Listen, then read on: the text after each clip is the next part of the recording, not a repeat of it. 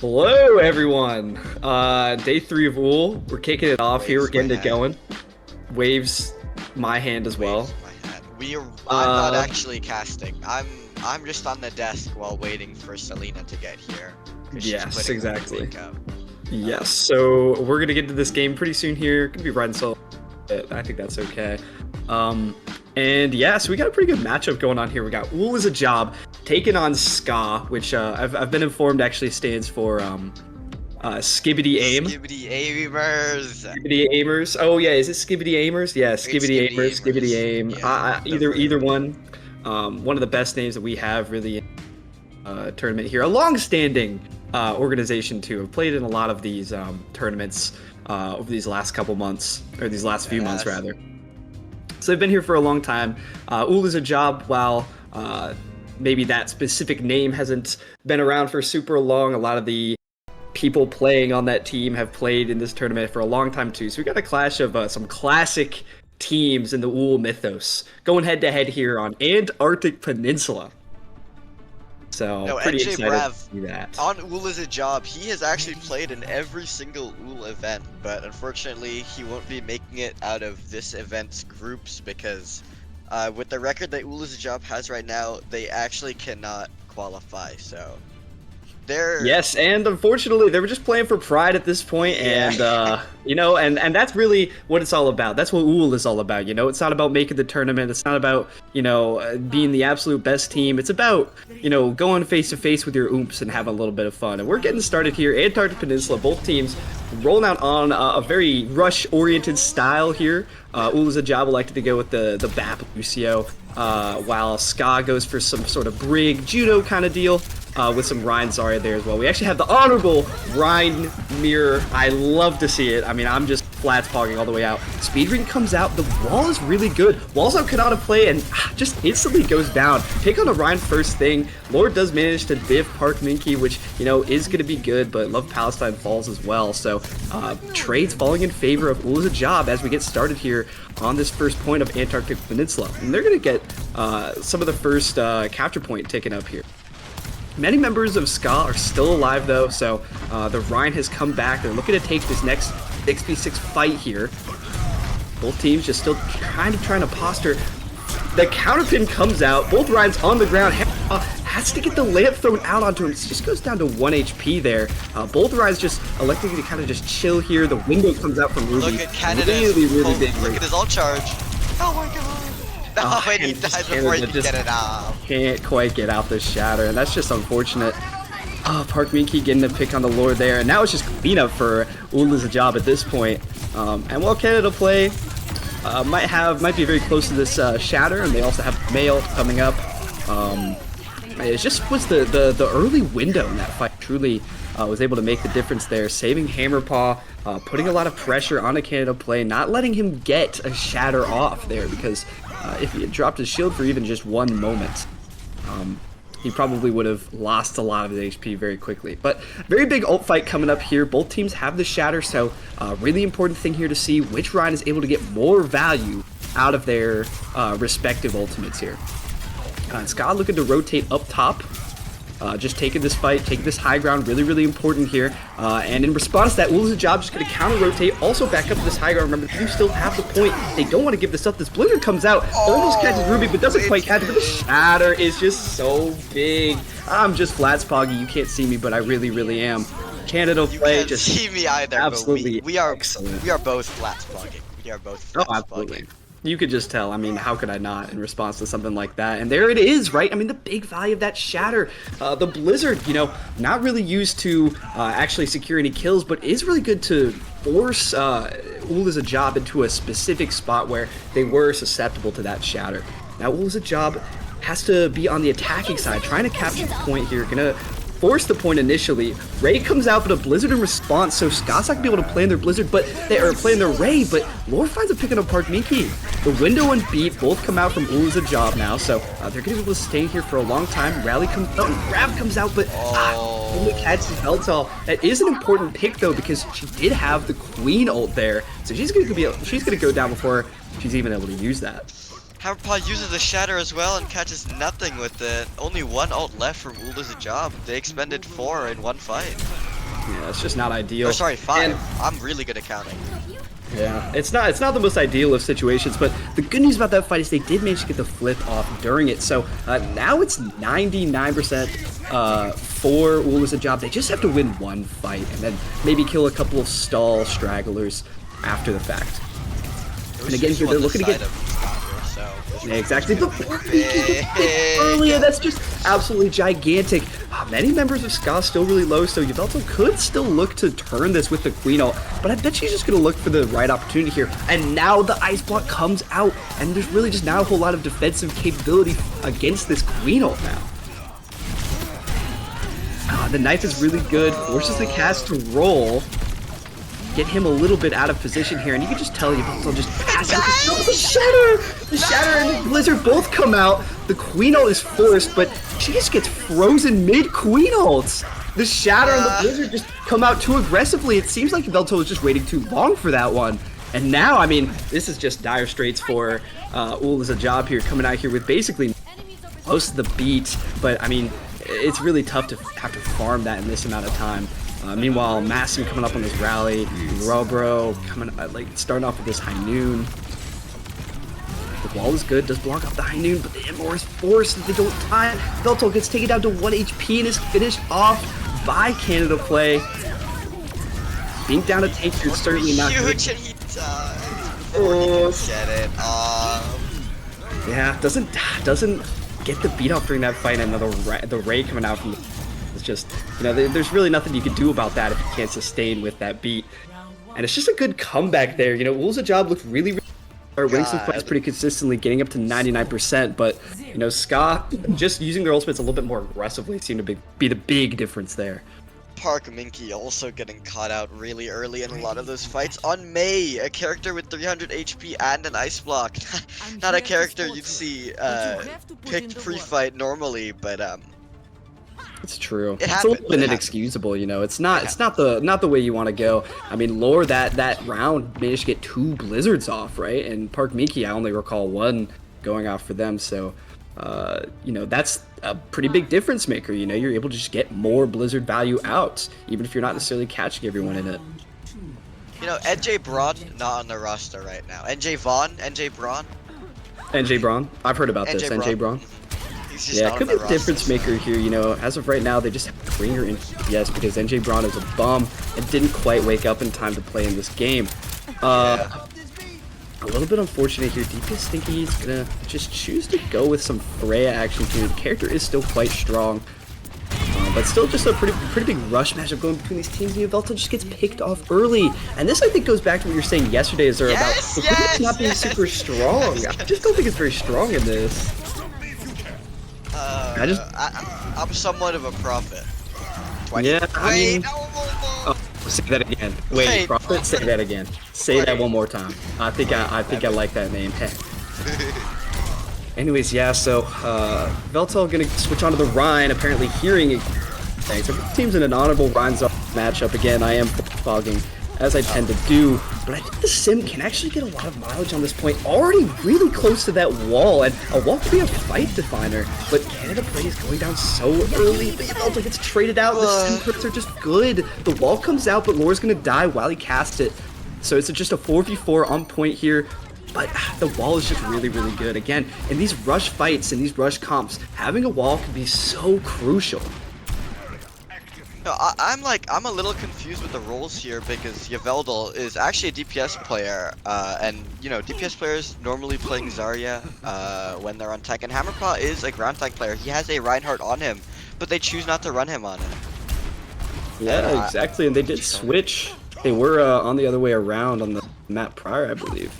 Well, Yveltal was on Queen, but still. And yeah, you know, Yveltal has been an off-tank player in the past, so I do know that. There's certainly some off-tank capability there.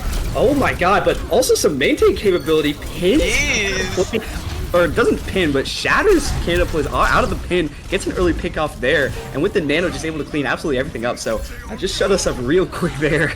any shit talk that we were espousing there, just kind of. It's not. You can't say that word on broadcast. It wasn't. I was just confused. You can't say shit on broadcast. Wait, can you? I can say shit. I can say shit all day on that. Okay. What are you gonna do about it? Okay, don't make it excessive, says Joey. Gotcha. Oh, So, okay, yeah. so this fucking the fight. version, whatever. So anyway, Deadeye comes out, gonna force the. Oh, he's teleported to the back line. Oh, It's just so the big High for Noon the TP. rotation. High Noon gets Ruby out of that teleportation there, and the rest of the team's already on top of OOL as a job. Manages to just get them on the jump there. Just a really, really good heads-up play from Lore to just teleport them into that back line. And again, that's the power of the sim with some of these runs. You know, you don't have a lot of, instant long-range mobility with them. You know, typically you're going to have to be speeding in, walking in like that. You know, that's the disadvantage these comps have. And that's why the sim has traditionally been so good with them. They've just been able to overcome that through the Symmetra. And now, I mean, Velto's just struggling here. 15 turrets on her, a sim beam, and just going to get absolutely wasted by Canada play there. I mean, it's just kind of brutal. Simwall comes out here as well. Measly 35% on the board for OOL as a job as Scott just closes out that round. That's just unfortunate for OOL as a job. But they could not pull it out.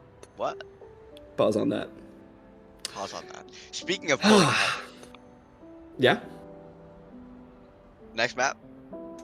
Yeah, speaking of pulling out, after that map there, I think we're going to go to a quick little break as these teams choose the next map they're going to take us to. So stay tuned. Hopefully not.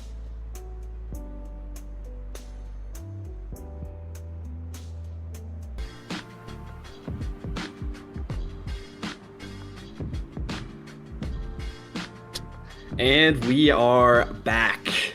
Welcome back, everyone. After that 2-0 performance there from Ska, OOL as a job has chosen to take us to Havana here. So not Kings Row, but NJ still a Vaughn's map that we've seen. playground. And yeah, NJ Vaughn is coming in as well. NJ Brav, you know, pretty good on that Widowmaker. Definitely, you know, one might even consider him a Widow one-trick. Never me, though, of course. I would never say something like that. I'm really nice to our friends. But, you know, as far as Widow maps go, this is a fantastic one. So definitely a good decision from them to take us here. And we'll see if, you know, they fare a little bit better on the poke mirror that they probably are trying to force with this map choice.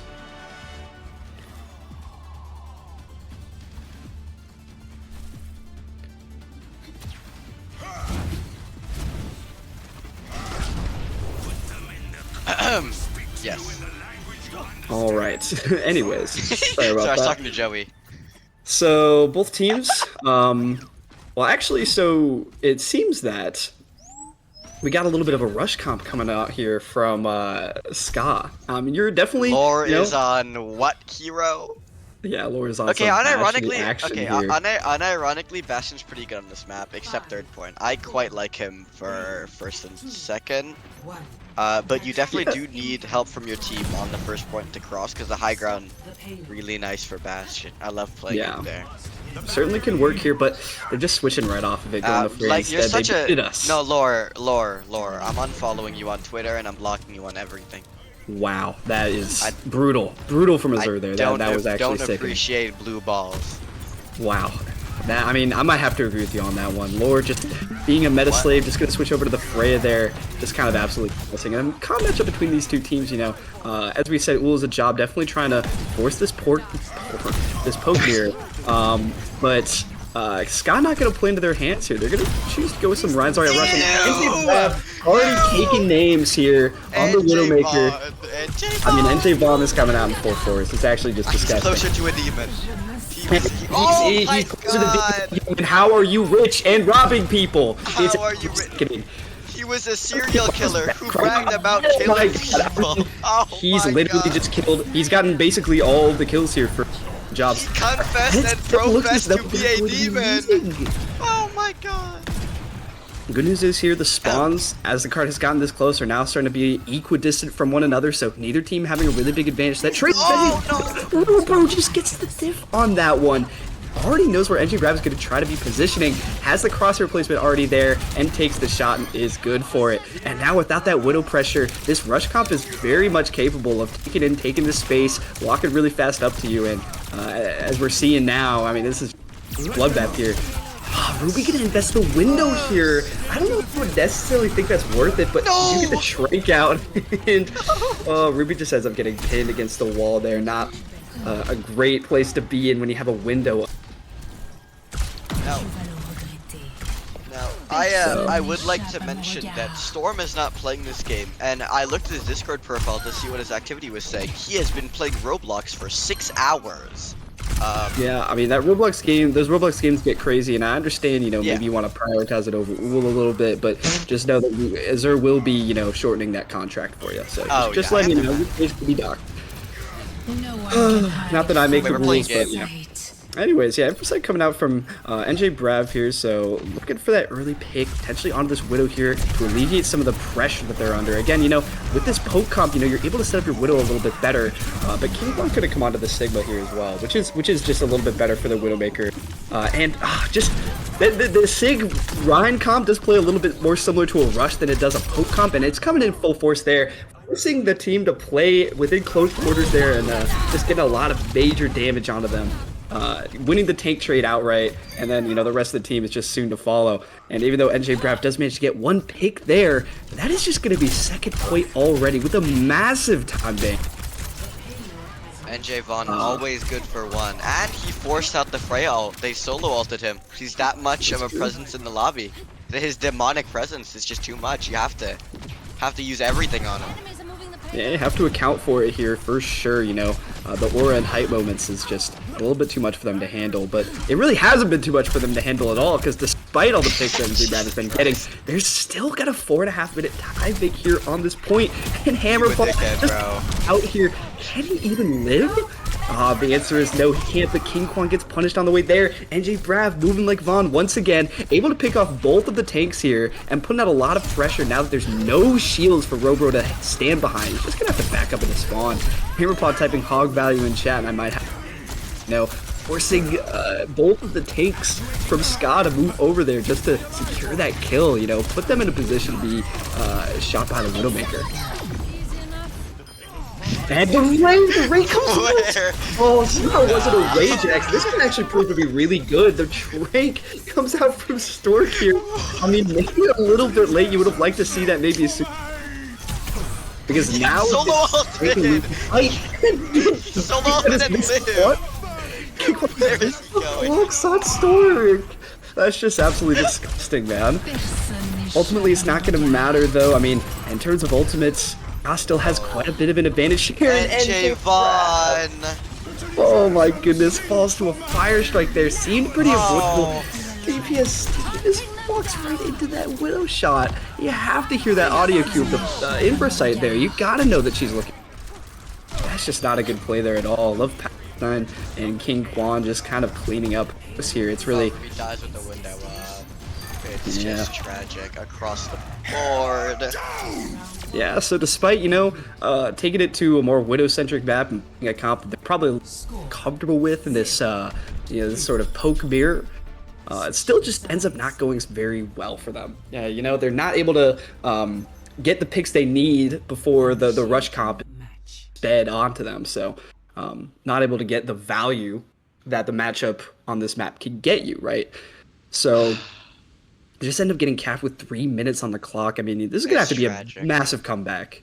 It's tragic, really. It is just really bad. Ruby playing BAP throughout the entire series. You would consider yourself a Baptiste enjoyer, an expert, maybe, a connoisseur. Maybe not an expert, but I do like a little bit of Baptiste, and I know. What's his role in this composition? Well, see, for right now, I mean, Baptiste, definitely a really good character. I mean, he's fallen off of the meta for a long time, but he's sort of back, to be honest with you.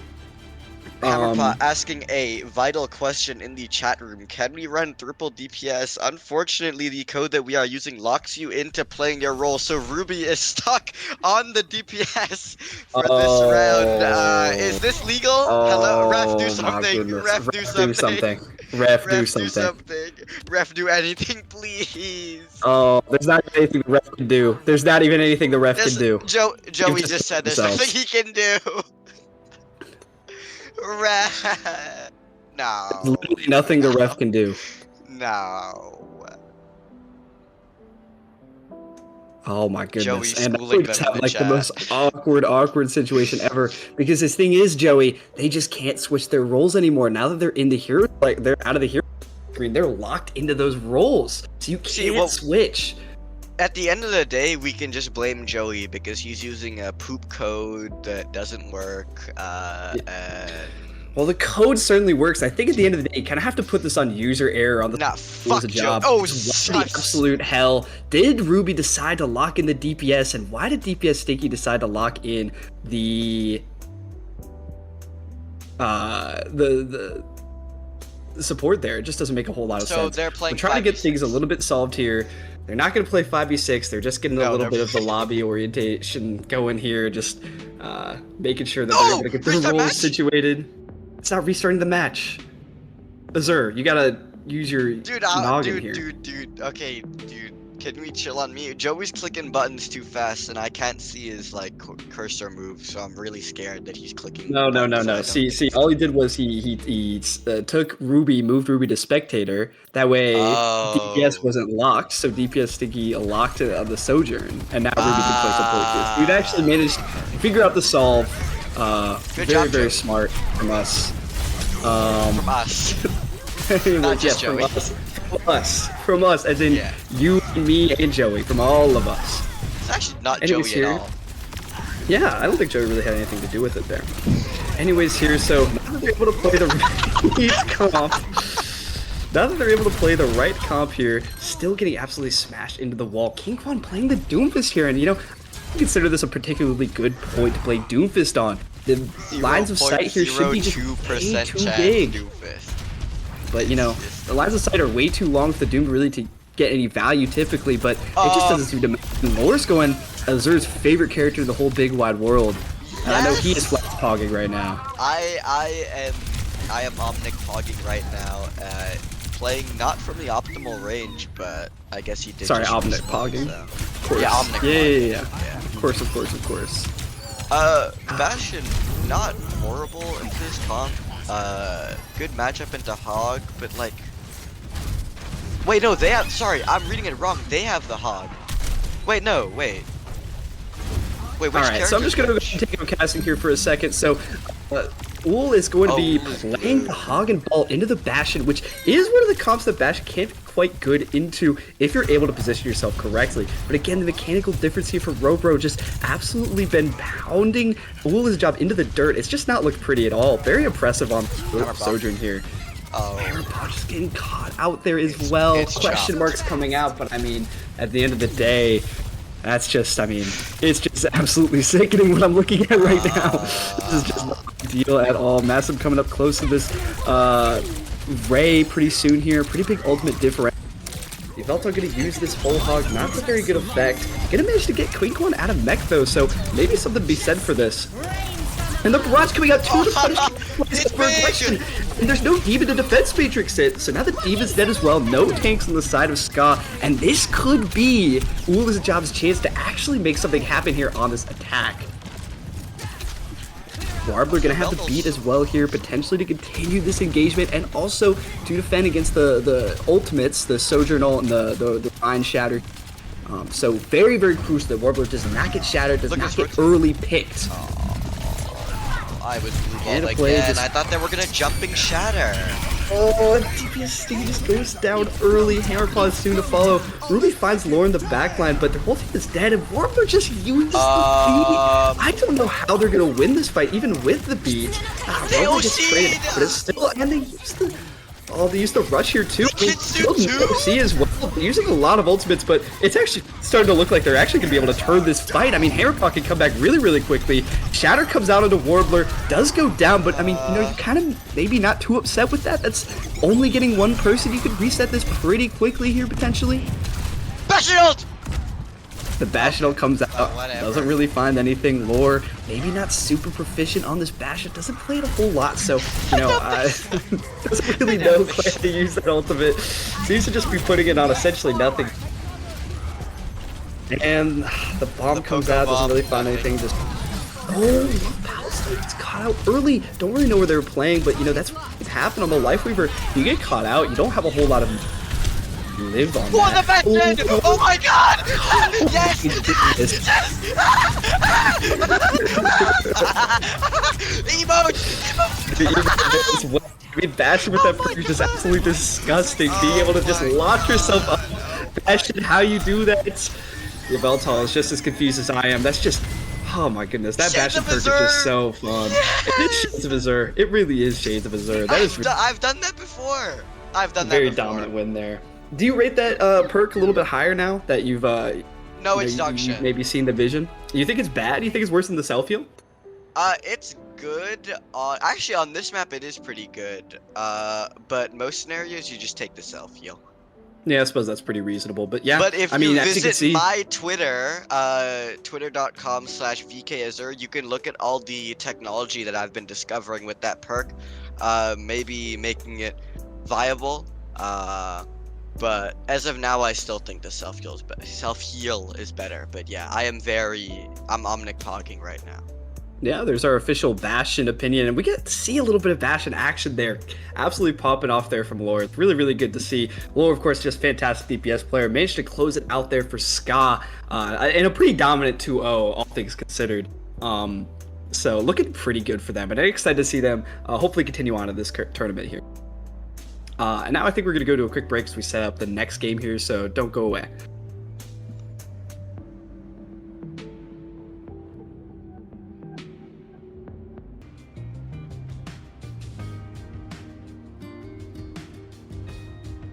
Welcome back, everybody. Fresh out of the shower here today with a very, very special match. We got Make-A-Wish versus Pumpkins. Is that what that says there? Yeah, Pumpkins Apostles. I haven't heard much of these teams. I know a little bit about Make-A-Wish because I was on there for a bit. Very shush emojis in chat for that. You would be on Make-A-Wish. Okay, and that's Okay. really awesome. That's an really awesome thing to awesome. say and just leave. Yeah, as if Azure isn't the most Make-A-Wish person on this planet. It's whatever though. It's whatever though. Yeah, but with Okay, yeah, Bastion, just you're chill really on Bastion, special. mates. Yeah, Let's you're chill on really Bastion a special. Oh little my, bit. I press shift and now everyone has to walk away from me. Oh my god, it's just like real life to be honest. Anyways, back into the match. Yeah, I'd assume Azure's life is really similar to that one Angry Birds gif where the red guy is just kind of sitting there and all the people are walking away from him. Just kidding, Azure. Just kidding. Anyways, go ahead and get into It's all this. love, everybody. It's all love, everybody on the watch the casting. Exactly. Yeah, it really is at the end of the day. I'm seeing a Reinhardt Diva comp on this map. I'm very interested to see like what is actually about to get played on this map. Yeah, I mean, be from the honest. game yesterday, I believe Pumpkins were also playing they played this map as well, and they were playing some rush stuff. So I do think they tend to prefer this sort of comp. And on the other hand, we got a Ryan Hazard coming out from Make-A-Wish here, so no, a Make-A-Wish too. comp perhaps. Yeah, very fragile. Their whole team is very fragile. Any single like forcing cooldowns will just like completely destroy the strategy here. They Yeah, get Mabel to comes out really early. Lucky Gets Pumpkins get basically to nothing. the point first. It doesn't Yeah, seem like they're turrets. taking that much of the space though. We're looking for the flank. The wall is really, really good, and it's just gonna force. Cordal goes it's out gonna force Cordal immediately. to instantly, yeah. And that's just a tough one. You know, Cordal on tank. It's not a situation you want to be in. You know, Cordal on any character, maybe you know it's a little bit different, but Cordal tank low. That's just not where you want to be if you can See, help it. The goal of Reinhardt comps is to walk on something. So if you just stand there AFK, eating dirt, you will not win a match on Reinhardt. And that's the reason why most Reinhardt players don't win any ranked games, because they just stand there and they think that standing on card is the optimal strategy. We're seeing a monkey ram swap here. People hit Monkey the ram shatter hits certainly nobody is- though.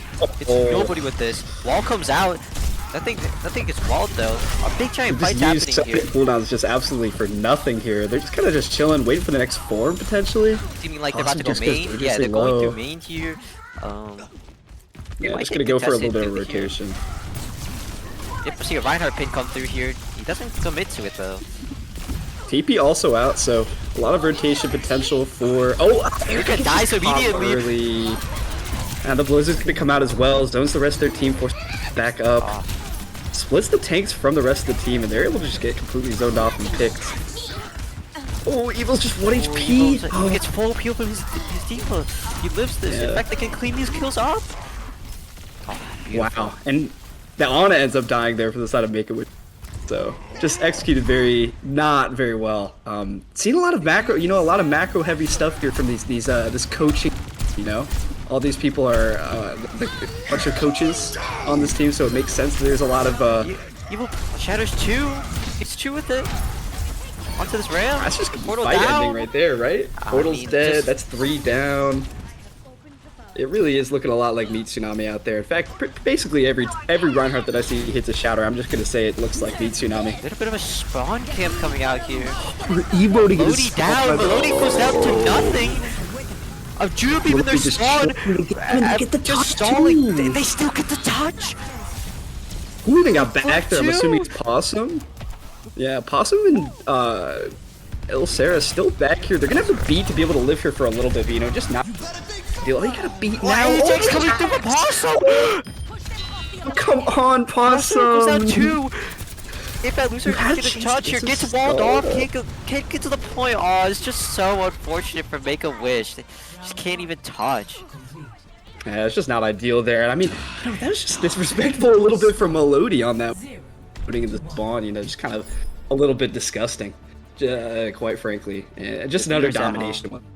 We know it's Melody, but we're just gonna call her Melody the entire time. For the viewers at home, I know no such thing.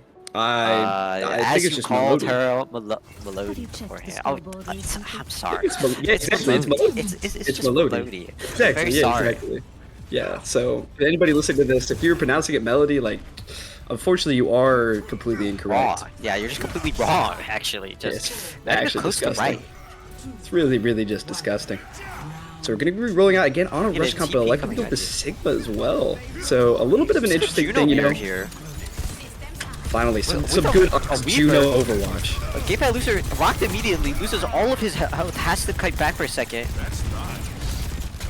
Yeah, still retain both the cooldowns. And Amalga comp here with the Juno, just gonna be looking for So much match trying to space capitalize on these lost. slams.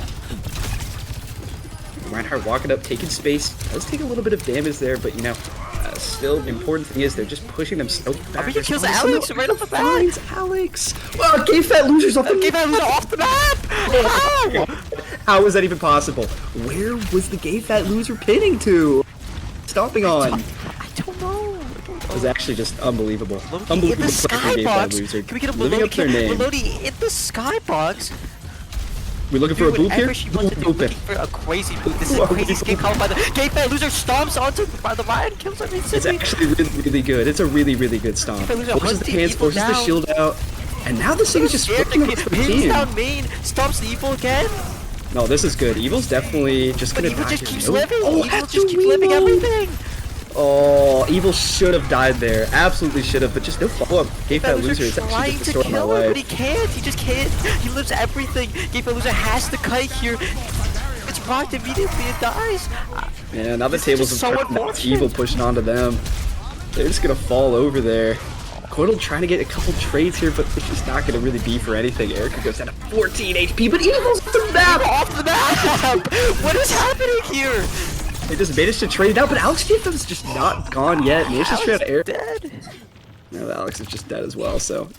Finally a fight win, some percentage on the board for Team Make-A-Wish. Taking full control of this map, just non-stop walking it down, living everything. The enemy team really just can't do anything when they just play to just live everything. It is so unfortunate for the enemy team, especially when we're on these Sombra Bear comps. We're really playing to just one-shot someone or just deal some. Melody on 1 HP might die. Doing, but the Shatter's so good. Yes! Enrique kills 2. Wow. Enrique goes Absolutely down to gross. Alex. And the flex We don't have the HP flex with comes the out bomb. there as well. Just contesting point, just living everything. It's actually really good point pressure here because this Juno just can't do anything right now. Just threatened by comes this. But Evil goes down. Evil just splits the rest of their team again, zoning out the Juno there for Gay Coral. Fat Actually, Loser really, really good play. This ends now. Gay Fat Guys, Loser with has Cage! Ray. Oh my goodness, Ray and that takes Ray's control of able the to match. just do so Just much. cleaning up, just cleaning house here with this Ray, with this rail. Yep. And that's just a really good clutch there. It's a bit of an anti-clutch there from GameFat Loser, dying with the cage in that winnable fight. Really disastrous for them. And now, I mean, they're coming into this fight. They have the Ray, but both teams actually have the Ray here. And Melody's pretty close to this beat as well. Potentially a good option to sustain in that Ray. So going to be really important for Melody to build this beat here. Yeah, I mean, but they just have such an ult bank here. I mean, the cage can really... The cage is bloody funny here. Get EMP, a giant ult fight occurs in the cage. Are we get down? Cage is forced up there as well. I think the trade is kind of going in favor of... I really can't tell. It looks like at the end of the coming day, out here from Pumpkin has come out on top there, I think. Oh, it's just so hard to tell here. I really cannot even tell. Just opts to live instead of getting out. El Surge just eats his life! Eats his life for nothing! Literally no reason to do that at all. I mean, it's not like you really had to stall at the point. You had plenty of time. You have a diva. Rail someone here. The whole team is zoned by this rail. Can't move. He comes up by himself. Just trying to live. I just can't. Just no one can live. They just deal so much damage. It goes so fast. And it's just so hard for Make-A-Wish to make anything happen here on this map. Yeah, definitely some just issues with follow-up is what it felt like for the most part there. You know, in this comp, you really have to get a lot of value stomped. I mean, that's the biggest point of initiation for you. And it just never felt like whenever a Maga happened, the rest of the team just wasn't coordinated along. One of the most things with Maga comps, they weren't very well versed. I mean, the better macro just seemed to come out on top there. Just unfortunate. Make-A-Wish just playing out how they historically have, just trying to outlink any enemy team. Just never following up on anything. No one surprised, really, whatsoever. No offense to Make-A-Wish, but I mean, you know, shout out to you guys. I'm very proud of your performance here, and maybe they can bring it back on this next map here. We're gonna go to a quick break as we decide the next one. Stay tuned.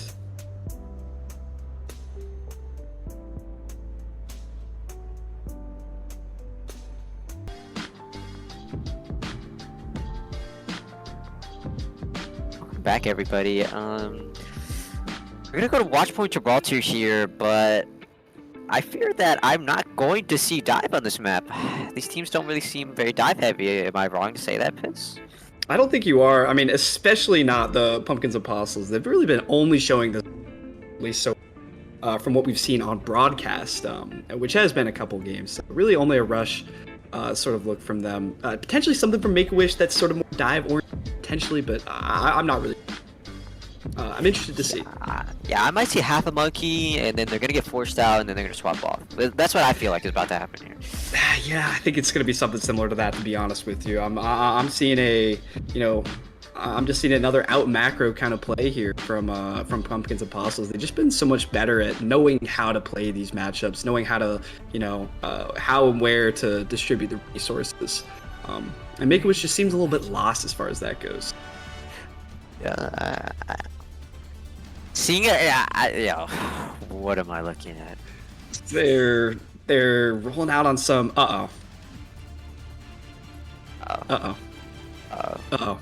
So it seems as though we had a situation perhaps a little bit similar to last time. Some people are swapping out roles, but I suppose that's allowed, you know, in between to maps. Everybody who's playing OOL, please stop role swapping while on casting camera. Okay, please, thank you. True. Do that in your own games off broadcast. Yeah, do that in your own game, please. 5, 4. Joey has this here. Very set up here. Anyways, we're gonna see a Mauga Diva on this map with a Ana Moira. back iron. I mean, that's Very just absolutely interesting. disgusting. I'm seeing a combo here. A Fire Mercy combo here. We could fully enveloped into this Mercy play here, as you can see. Like, it's gonna be very strange on this map. Traditionally, it's not very good because, yeah, as you're looking Just at really right now, long sightlines, you know. the You Widowmaker pick a lot just- of Widow on this map. the Widowmaker just gets to take control of a giant angle. You take so much damage on Mercy and on. I mean, they're just like cleaned up already. Like, look at this. That being said, though, you know, trades coming out from the other side here, but it's just not going to be enough to actually eventually win that fight, as it just doesn't feel like the Far Mercy got any value during that, just instantly killed, and then, you know, you just don't have a whole lot of damage to follow up with, you know, once your Mercy and your Far down. So they're going to quickly switch off of that comp. There just gets Alex absolutely definitely down in goes the tree for Tracer Yeah, 1v1. it's just unfortunate here. He doesn't get a Gonna get setup some- early here. Yeah, gonna get some cart distance out here. Gonna manage to be able to set up on this high ground with where the cart is. That's actually for Pumpkin's Apostles. They're able to get a really good posture set up. And also just goes cut down. out. Where is he even caught out? I didn't even see that.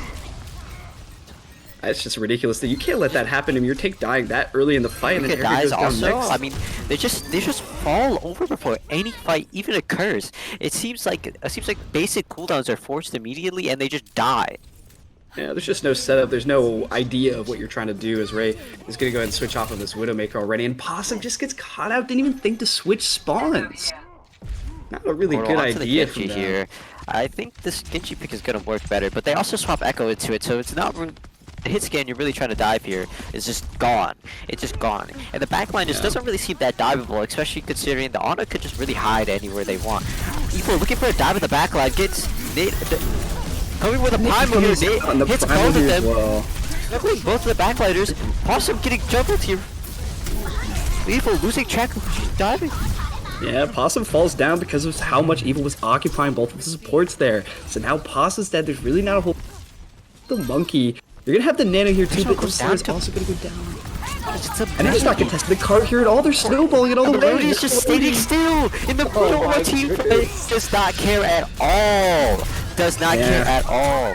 Dropping the nice shot in chat after she stands still like that. It's just absolutely BM, and that's what we like to see in Oob.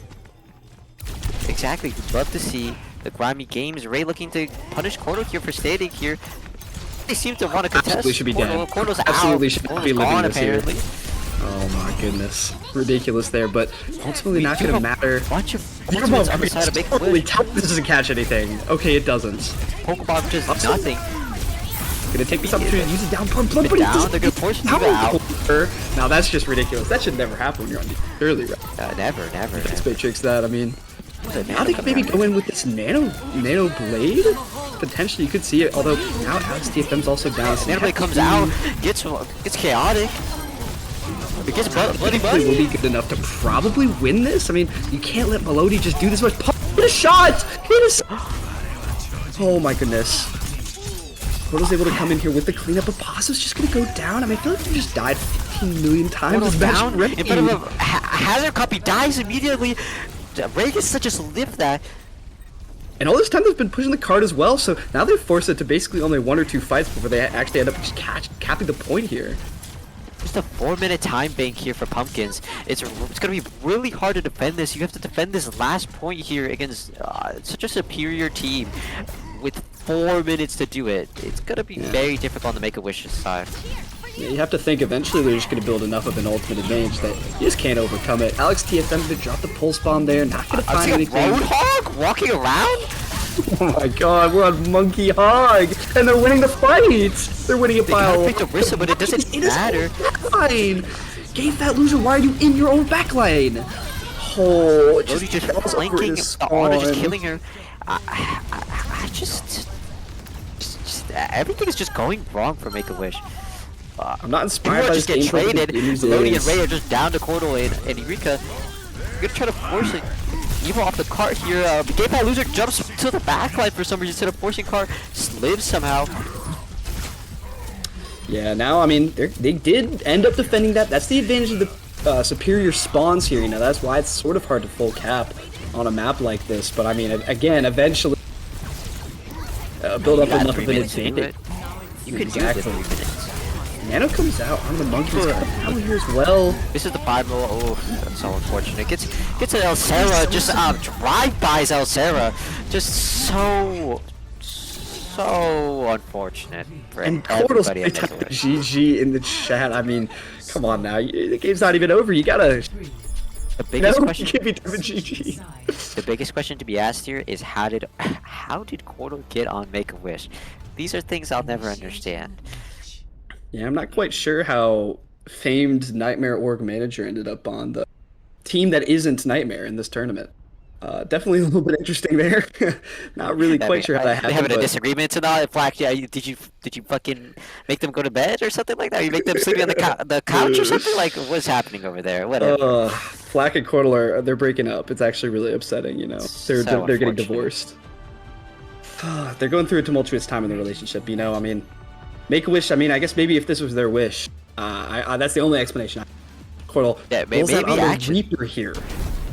Cordell seemingly wants to invoke the spirit of Flagdrift, maybe to redeem themselves in front of their senpai. I think you could be onto something with that one. I mean, that's really the only explanation for a Reaper on this map, to be honest. You know, although conventional would guy, typically on a map like this, it's just you really can't get any value with. Well, we'll see how this swap pans out for him, but I don't think it's gonna be too good. 4, 3, No, I fear it's not going to be good at all. Also onto the soldier as well here. I think we're looking for a flank here. stop the We're pain. we're looking for a TP into their base.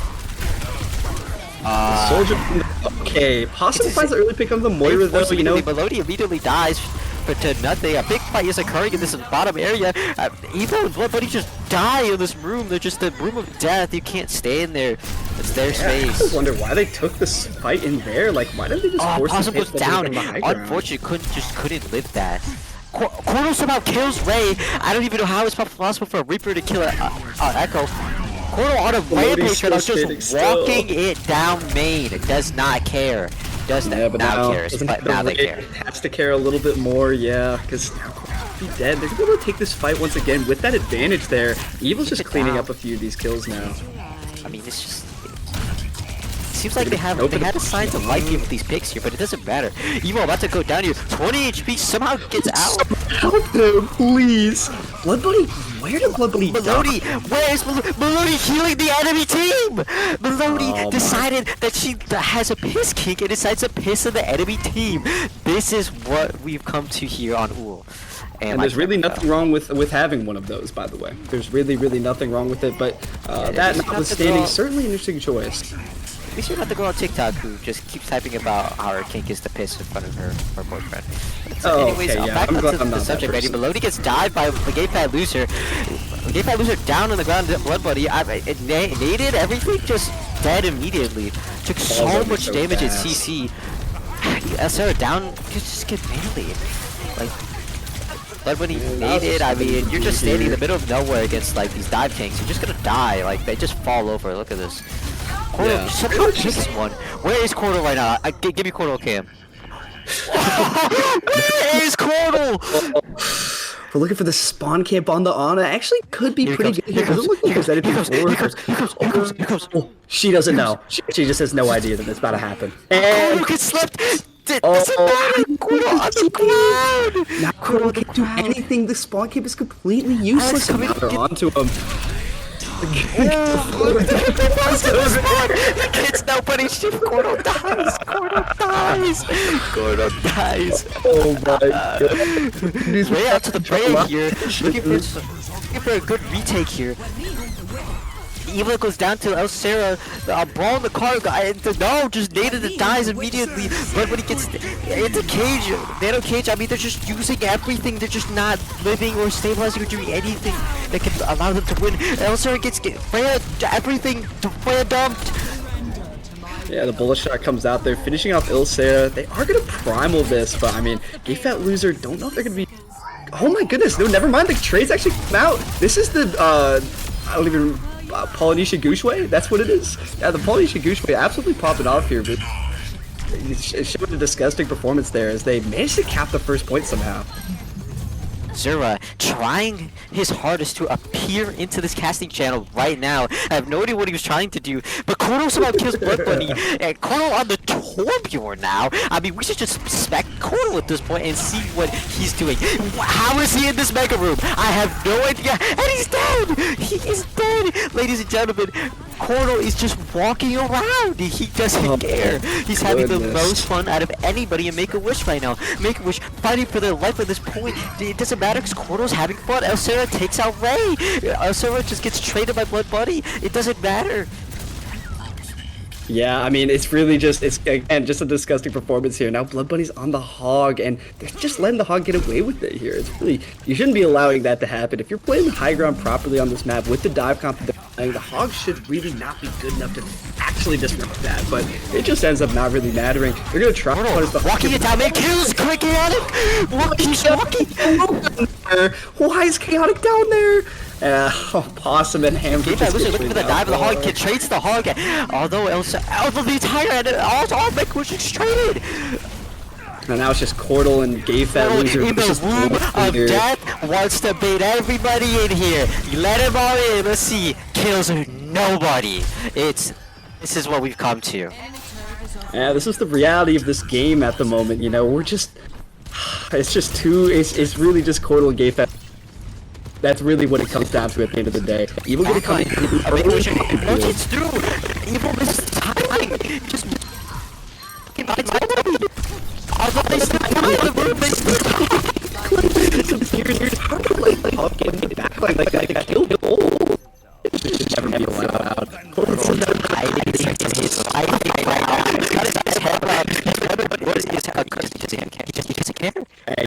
Yeah, he's walking right down the mid here. Doesn't have a gonna get the shield from Eric and then really got out of the emo. That's just you like to see get Cody just in the back line. The worst one ever. Bloody's out. 60 seconds. Bloody's just playing Warrior this whole time and just kind of somehow been a bit of a hassle for them to deal with. Also needed just down immediately. Yeah. Wow. Good nade and no there. Cordal has to be on the flank as we speak. You know Cordal has to be on the flank. Rally out there too, so it's just, I mean, the rally's just so bad that you're rallying in a 4v6 there. When you do have another fight, I mean, you might as well take it when you have your big ult advantage. If you're losing optic to not primal early, actually maxing their health well. They're looking for a little bit of a spawn camp here. Alex DFM is down though, so now, I mean, you have a little bit of a chance here if you're Make-A-Wish, but K-Fat Loser getting caught early. You have to not be staggering here. You only have 15 seconds left. You have so many ultimates. This is a winnable fight, but you're choosing to lose it. That disgusting hook. It's hooks. Cordal tries to come on the point. It just doesn't work. Nothing Cordal has done his work so far. Possum tried to mine a point, trying to get the space. It doesn't matter. Blood Bunny still gets the hook. Blood Bunny down into the cum, dies immediately. It doesn't matter because all of Make-A-Wish, I just can't live. It's just unfortunate to see. GG's to Pumpkins here. Yeah, Pumpkins just putting on a really good performance there. Did definitely mistook them for being a rush comp only.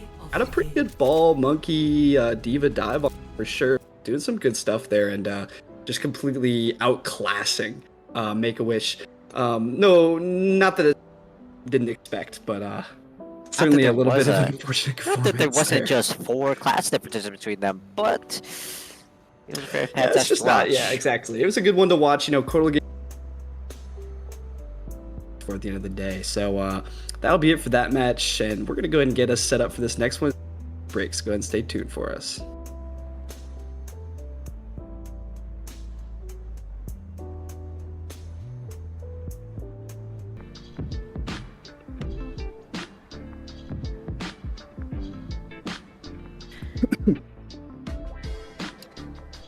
Hello everyone, welcome back.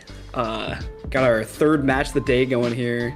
Chaewon's Children taking on the Dill Bees. And yes, that is the Dill Bees in reference that are currently competing at OWCS. So that's pretty cool. You know, we love to see org investment in our fun little tournament here. Pretty fire. Got some pretty strong rosters each other here. Chaewon in the group stage so far. Dilby's also similar. I'm excited to see how these teams come out swinging here on Ilios. Yeah, Piss. I'm really interested to see what their playstyle could be. I don't really recognize, again, I don't really recognize any of these players except for the Chaewon team, which I know most of them are EU. They're actually, I actually recognize everybody on Chaewon, actually. Never mind. A commentator lying on broadcast. I can't hilarious. believe it. I can't believe it. How could we do this?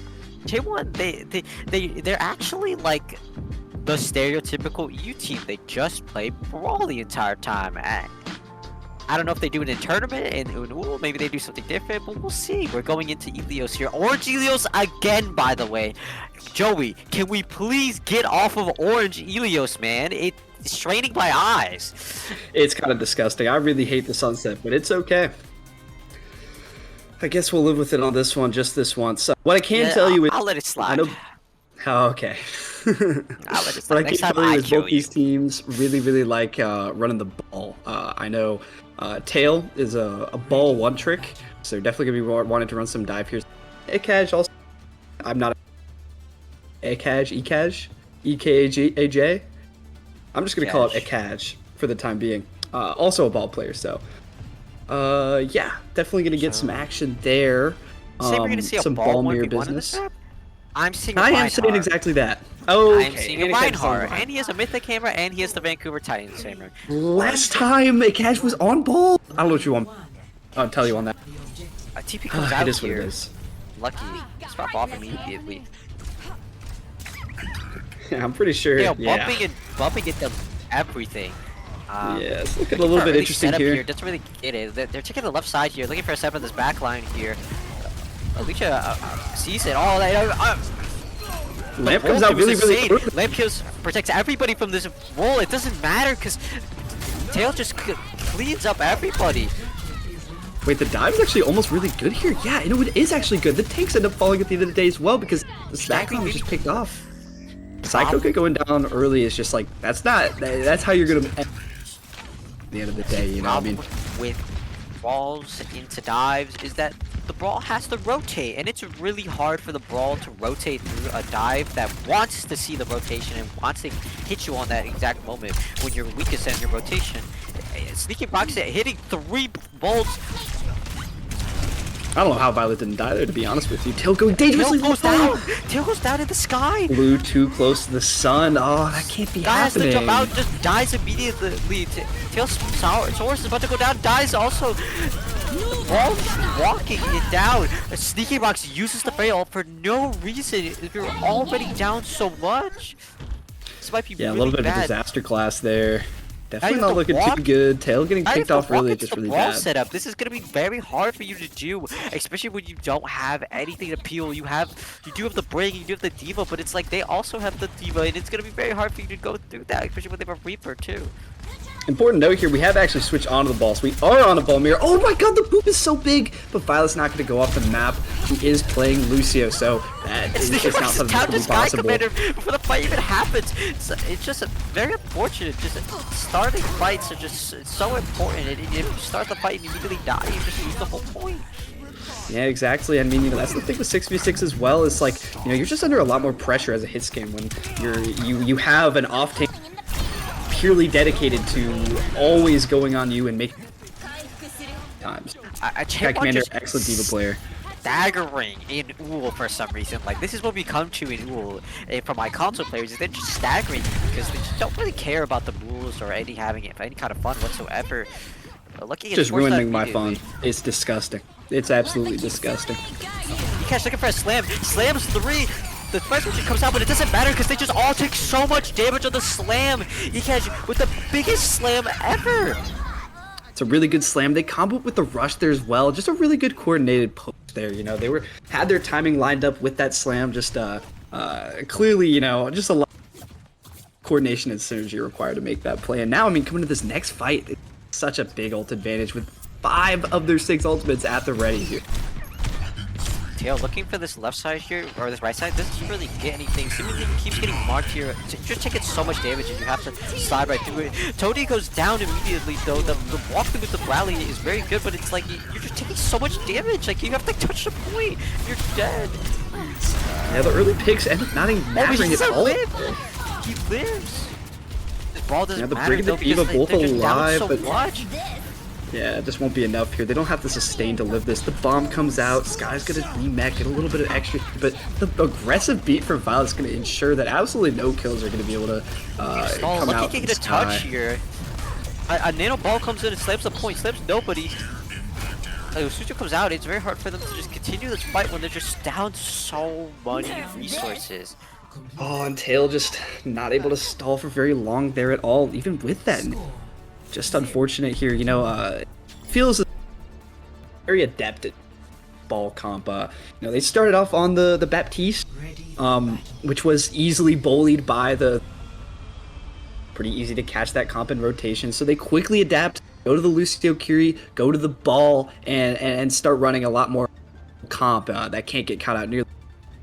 On the pure mirror here, they do seem to be a lot better, sorry.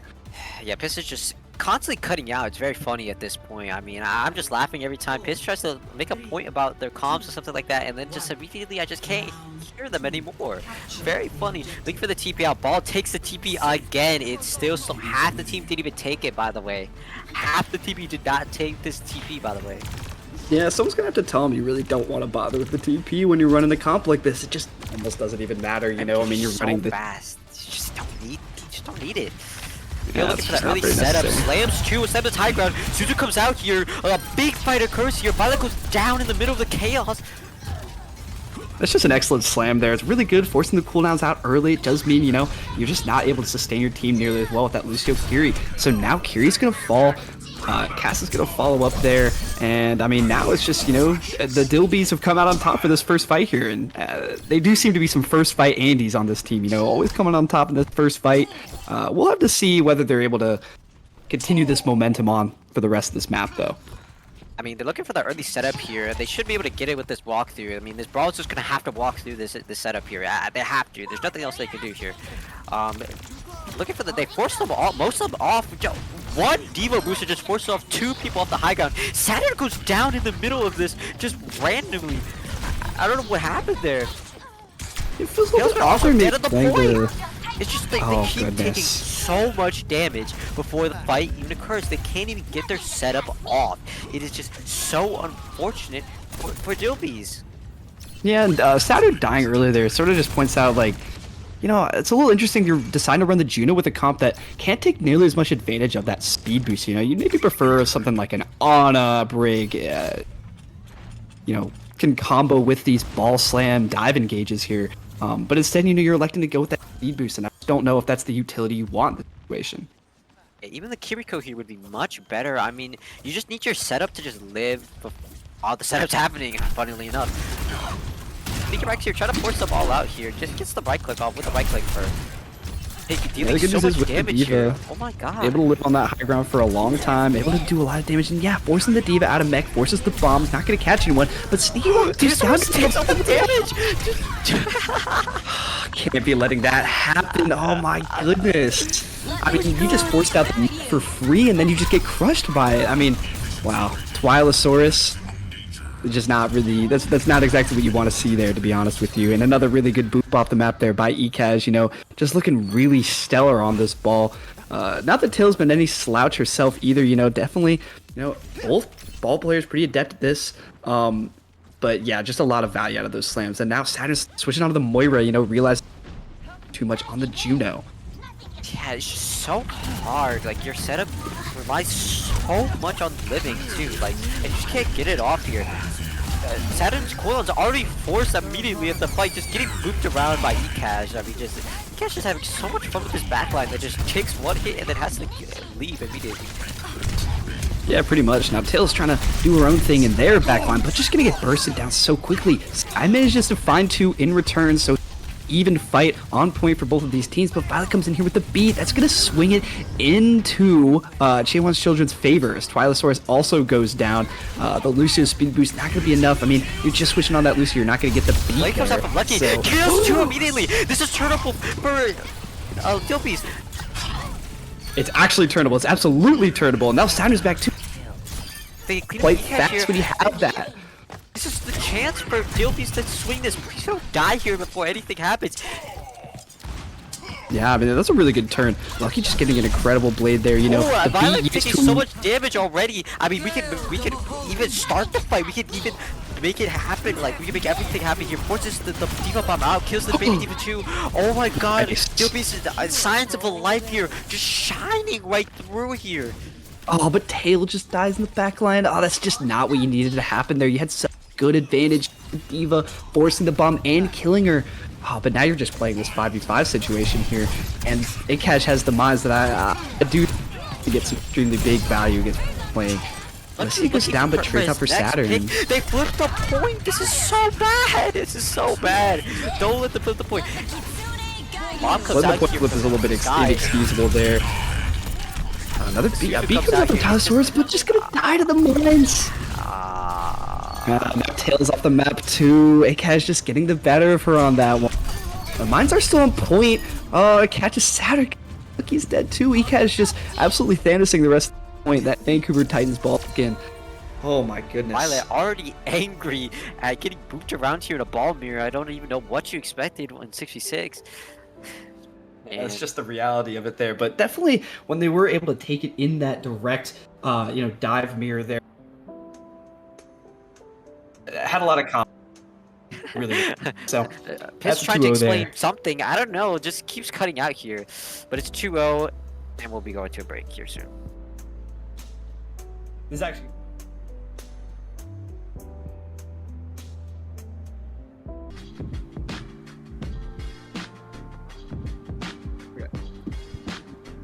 Welcome back here. We're on New Junk City now.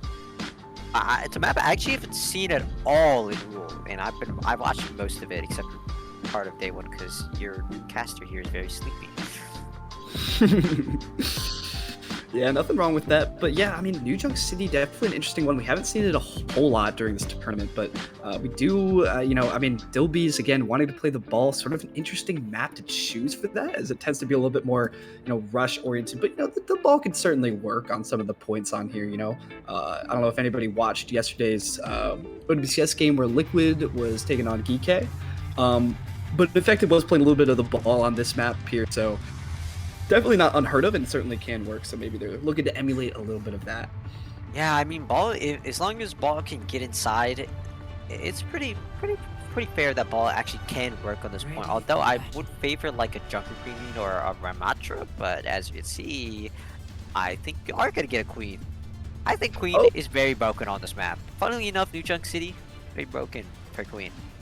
Yeah, I mean, it makes sense. She's getting the map synergy buff. Think about that. No one ever considers the map synergy buff. It's actually I'm pretty sure that I think it would be very fitting in Marvel Rivals. Just imagine if Hulk does 20% more damage on some random map. Anyways, we're gonna be starting the fight here, or we're gonna open up the game here. I like our comps here. Actually, I actually like our comps here. It's kind of a death ball. We walk at each other, and we're just gonna see how good people are just walking at each other for 9 minutes, basically. Yeah, that is generally, what you see a lot of in 6v6. People just end up on these sort of rush comps because it's just so much more tailored to it. Tail gonna be on the Orisa here, so again, Scale! It's immediately for the Axe, tries to, I don't even know, just oh my Axe our goodness. demons. Everyone gets cleaned up immediately. When you're on the Junker Queen, you're trying to not die. That's all you're trying to do. The problem with Junker Queen in 6v6 is she just has so little health. She has to sustain herself with her Shala. Yeah, it is just this is something that we were talking about a little bit earlier. It's just a Junker Queen, pretty good tank in 5v5, but in 6v6, a lot of the things that make her good just, seem to not be nearly as in effect. Certainly a tank that was designed for the 5v5 format. So a little bit unfortunate there for Sky just dying really early. Gotta be a little careful with that much lower health pool. That's Junker pretty much destroying this side fight here. Can't really walk past this diva here. They walk through anyways. I think they're gonna take a fight here in the point. It's gonna be very hard to when the point is gonna be looked down a lot. They're walking with a high noon here. Oh, the spear's Tail tries to cancel it. It doesn't matter because everyone's body blocking Elisa here. They just have to clean this fight up now. That's just so unfortunate. That spear had to hit, Tail full committed to that play in order to hit that, and then just didn't quite land it on there, It's so hard. It's 5v5. You would just walk right through the enemy team and you just immediately spear that. But in 6v6, you can't really do that. You can't walk through them and spear them because there's just so many hitboxes in your face at all times. It's absolutely they want true. to take the first point here. I mean, to be honest here, I don't like I like both of these tanks. I don't like their synergy right now. I don't think they have synergy right now. In fact, I think we should swap this team comp up entirely. I fear. Yeah, something maybe to assist the Junker Queen a little bit more. The Orisa does want to use to her things to the Junker Queen. She wants to kind of engage, and she wants to sort of she also knows how to play that quite much. Down by Tony everybody here. I mean, you can't stay in front of this ball. What if we run here? You can't stay in front of the better death ball. You can't do it. You have to do something better here. I think a shield or maybe ability to sustain would help the team a lot here, but it's so hard when you just swing right into the Reaper ult. I mean, I don't know here. I don't know. Yeah, it feels as though, maybe you want to play a little bit more split with this comp potentially. You do have the Lucio Kiri and the Genji Soj. Definitely some good splits that you can go on with that sort of comp here, but it's just doesn't really look like they're doing anything like that. They're just kind of walking down main here. Tail just goes in before the rest of our team is really ready to go and just gets shattered, instantly killed, along with the rest of their team. I just think taking this fight in this blue room is just terrible. When you're walking into the Reinhardt Reaper, they just want you to walk into this room and you're just giving the setup for free. Like, they don't have to set up for it. They just walk in the room. Seeing a Zarya swap here, I think this might actually be a good swap here. If they take the fight on the point, the Zarya will benefit a lot from a giant fight on the point, especially with that laser. Yeah, I completely agree. But yeah, that's the thing. You're playing to this comp where they have just so much more sustain and so much like upfront pressure that they can put on you. Is that when you keep walking those enclosed spaces, it's not quite as good. But this time they try to take the fight on the right side, pay more open high ground area. There's so many people. Look, here's the whole team cleans up everybody. They actually get a flip here. No stagger coming out here from Dilby's. Better people on the Dilby's team. Better people. Yeah, getting their first fight win there, and definitely they didn't push through that blue room. They weren't trying to take the fight against the Baptiste comp right inside of their face. Instead, oh, sneaky rocks! Where are you getting picked off from? How is that even possible? So far back, just didn't receive any care from his team there. They're trying to go in with the They speed. used to be here. Late high noon here. It doesn't matter. They're trying to get a big giant fight in the front of the diva. It's just everything they try to do just gets defense matrix, and they just die in the room. They can't. They just can't. They can't fight in that room. They really just should can't. not be fighting in that room. They try to keep taking the engagements, but they need to let them come out a little bit, fight in that open space that the Orisa is able to take a little bit more advantage of, Force the Ryan to walk up with shield and get a lot of shield break going before the fight is actually taken, because if you fight inside of the blue room, you're just going to lose it every time, really, as we've seen so far. Yeah, it's really hard here. I mean, we're seeing a Reinhardt 1v1 here at this point here. I am very concerned about what OOL has turned into when the Europeans are in the lobby here. Sky looking for something here. Try to farm this grab here. Just go straight to point. They don't really care because they want to take the fight on the point. It doesn't matter what your comp is if you just play into their setup here. They're looking for a rotation here. They're opting to go into Pinning the it down Reinhardt mid. here. Oh, that Pins in front of 9 people. 9. Oh my goodness. That's how many people you pinned in front of, and now you will just die. You lose the whole fight for it. Wait, but look I actually don't think they're not going to lose the fight. Potentially difficult there. Yeah, nice. Even though the pin was absolutely ridiculous and she did die for it, it did pin the diva, so she wasn't able to defense matrix the high noon. High noon got 3. Oh, but unfortunately, Psycho could push it up 4 HP. 4. Fire strike. Now. Now the window's up. Ekaj is back as well, and now, I mean, they did get the flip, so that's the good news for them. They can stall a little bit here. The window is just really too oppressive. They're pushing into it, and they're just dying. And now Sky might just get caught out here. I don't know how Sky's gonna live. Okay, looking for Never some mind. wall charge. Sky just completely Having Okay. played. Very interesting. Yeah, certainly a little bit interesting here. And the question is, what is your answer to this blade if you're on the side of Chaewon's children here? You don't have a whole lot for it, No beats. Lucky goes down before the fight even starts. Well, that's a great answer for it. I mean, that's gonna Kill the Genji. really shut it down. Just of kill course. her before anything happens. A big giant grab coming out from Sky. It's very huge. They don't capitalize on it though. They don't capitalize it. And now the Reaper just cleans house. Yeah, there's just not really a whole lot of follow-up on the grab there. I mean, their Genji was dead. Cassie's not really built for some sort of AoE damage. There's just not a whole lot you can do. Now it's, you're staring down the barrel of a gun here. You don't have very many ultimates yourself. You have the blade. This It's is close to the beat, close to high noon. But This yeah, is bad it boy absolutely for is. Chaewon's children. I mean, like, what are you doing on the side of? Add some gilbies to like Oh, turn shattering this. his shield is what you're Shattering doing. his shield. It's just an Sneaky Rock is still MTD. good for 2. It's an MTD. I know. Not completely over. Sneaky Rock's doing so much here. Able to over Reinhardt as well. Pushing on the reap, but it's not Oh, gonna but be Tony enough. cleans up everybody. Yeah, I mean, and there you go for that one, right? I mean, Tom Nikita just able to do too much there. Even though Sneaky Rock's got 3 trades in that fight, it's just not gonna be enough to win. It's just big Tony. That was Tony Stark right there. Yeah, On the I think we're Reaper seeing Iron character, Man. walking around just shooting people for fun. It's a bit crazy. There's just no answer from DLBs. They had just a, let's just admit it, they had a bad comp for 2 points straight, and then they just kept walking in these blue rooms. I don't know. Every single blue room was a death trap for them. They just seemingly didn't want to take the fight anywhere else. They just wanted to keep walking down main. Yeah, That'll be just 2-0 for Chaewon's children. We'll be on break outclassed, yeah. in a little bit.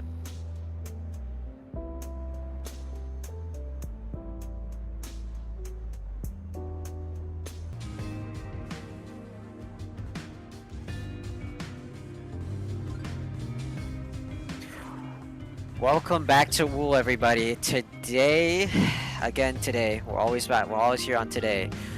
We're finally back on Ilios. I know you were waiting for it for so long. You're like, Ilios, I want to watch that map for a 9th time today, and it's not gonna stop. We're gonna give you more Ilioses, but this time, we're on right Ilios now.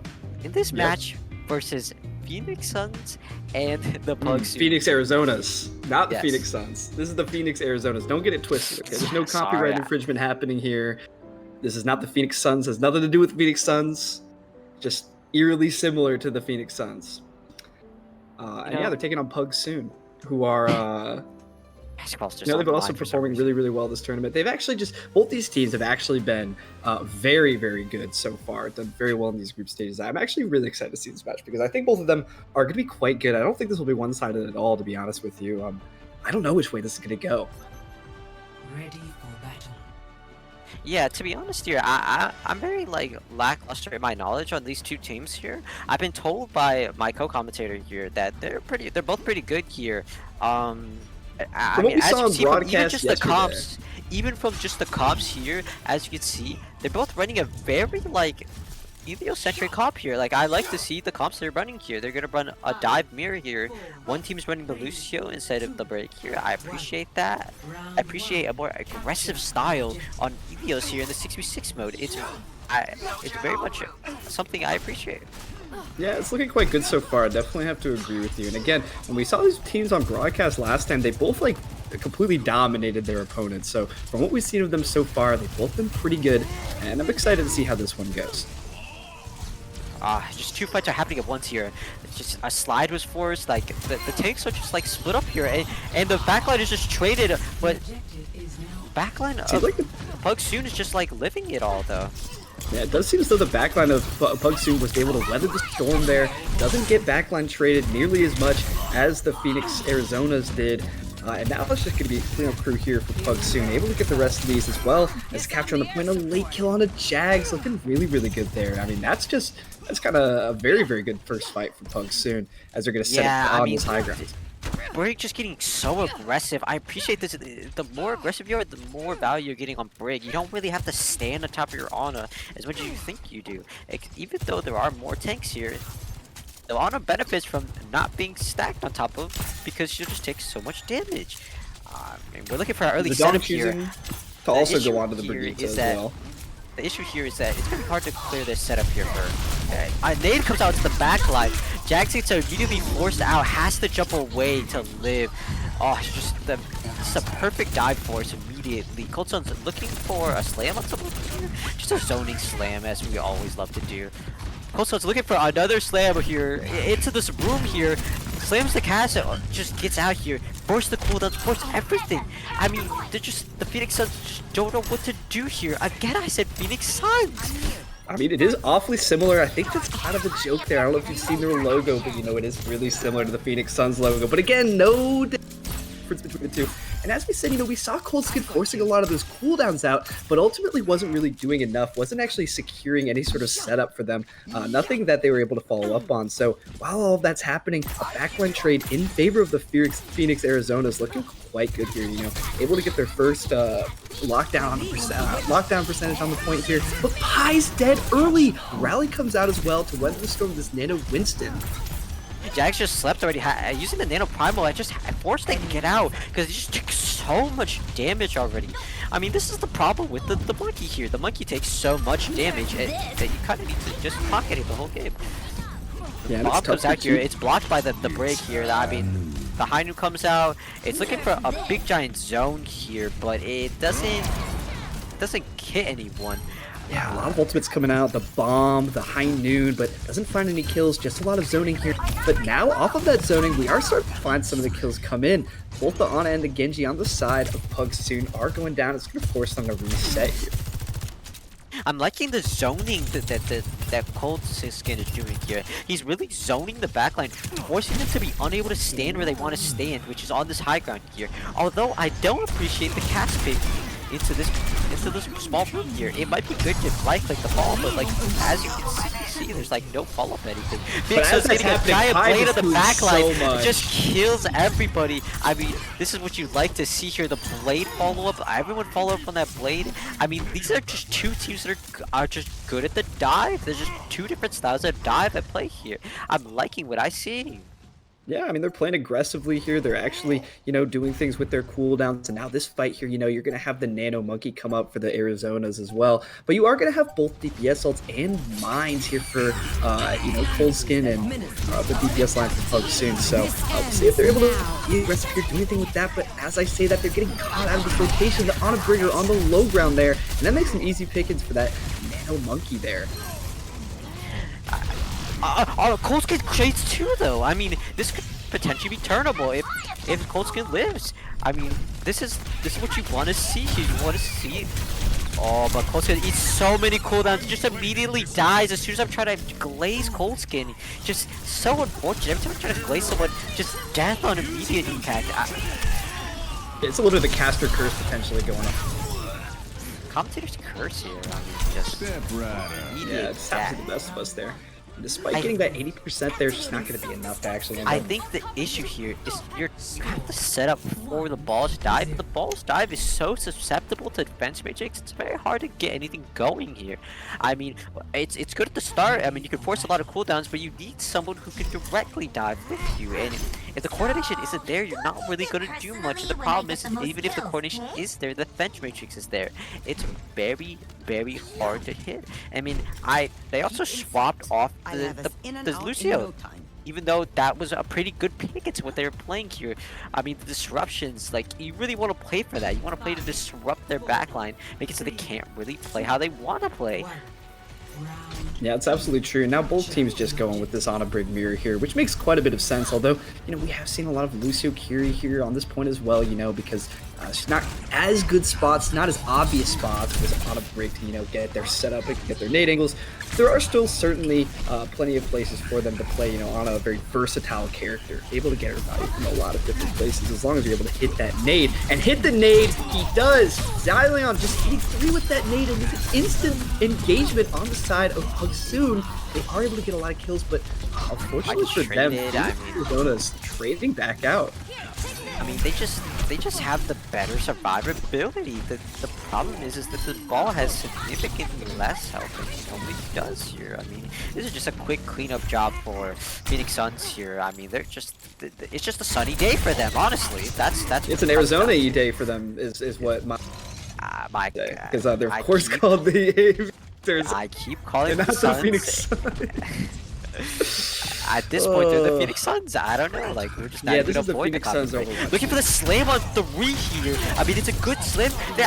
Smokey dies. Smokey dies for that.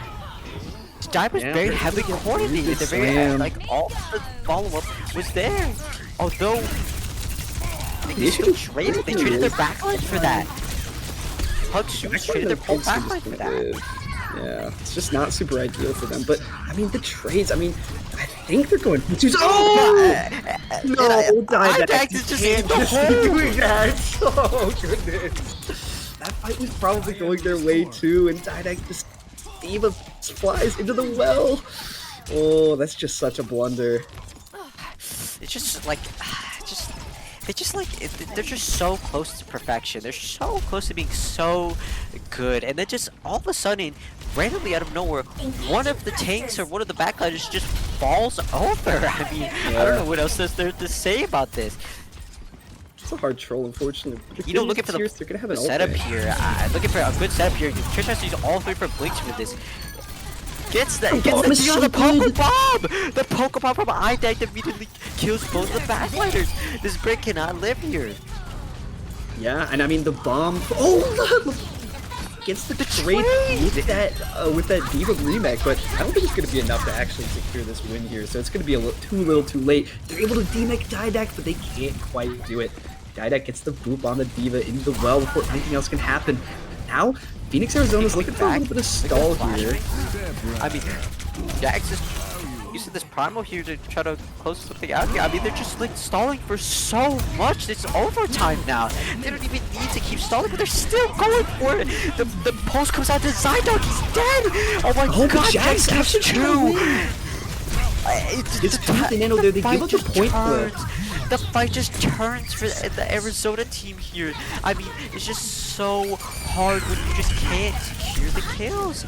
Like, somebody just lives, somebody comes back. I mean, it is so hard. Jax almost goes into the hole. Jax lives though. It's very good, but oh, he dies. Can they even touch though? Colskin barely holding this. I mean, you know, there are members of Pug soon coming back here, so it does seem like they could turn this back, but the rally's going to be coming out here from Zedong. Zedong goes really low. Eno finds the kill. So now this is looking much more in Pug soon's favor. Colskin finds some extra trades there as well as Didact comes in and finishes the job on that Diva. So they do end up closing that fight out, but just so hard fought for them. Force a lot of ultimates from both teams. It's just so, like, they just fight so hard for so little. The Arizona team here just knows how to stabilize so well and take advantage of the fact that Poksoon is not fully closing these fights out. I don't know. The stagger kills are very, very important. And Cole gets falls down before the fight even happens. Like, he can't even get his slam up. They take so much deal. It is like, go just call out these setups so well here.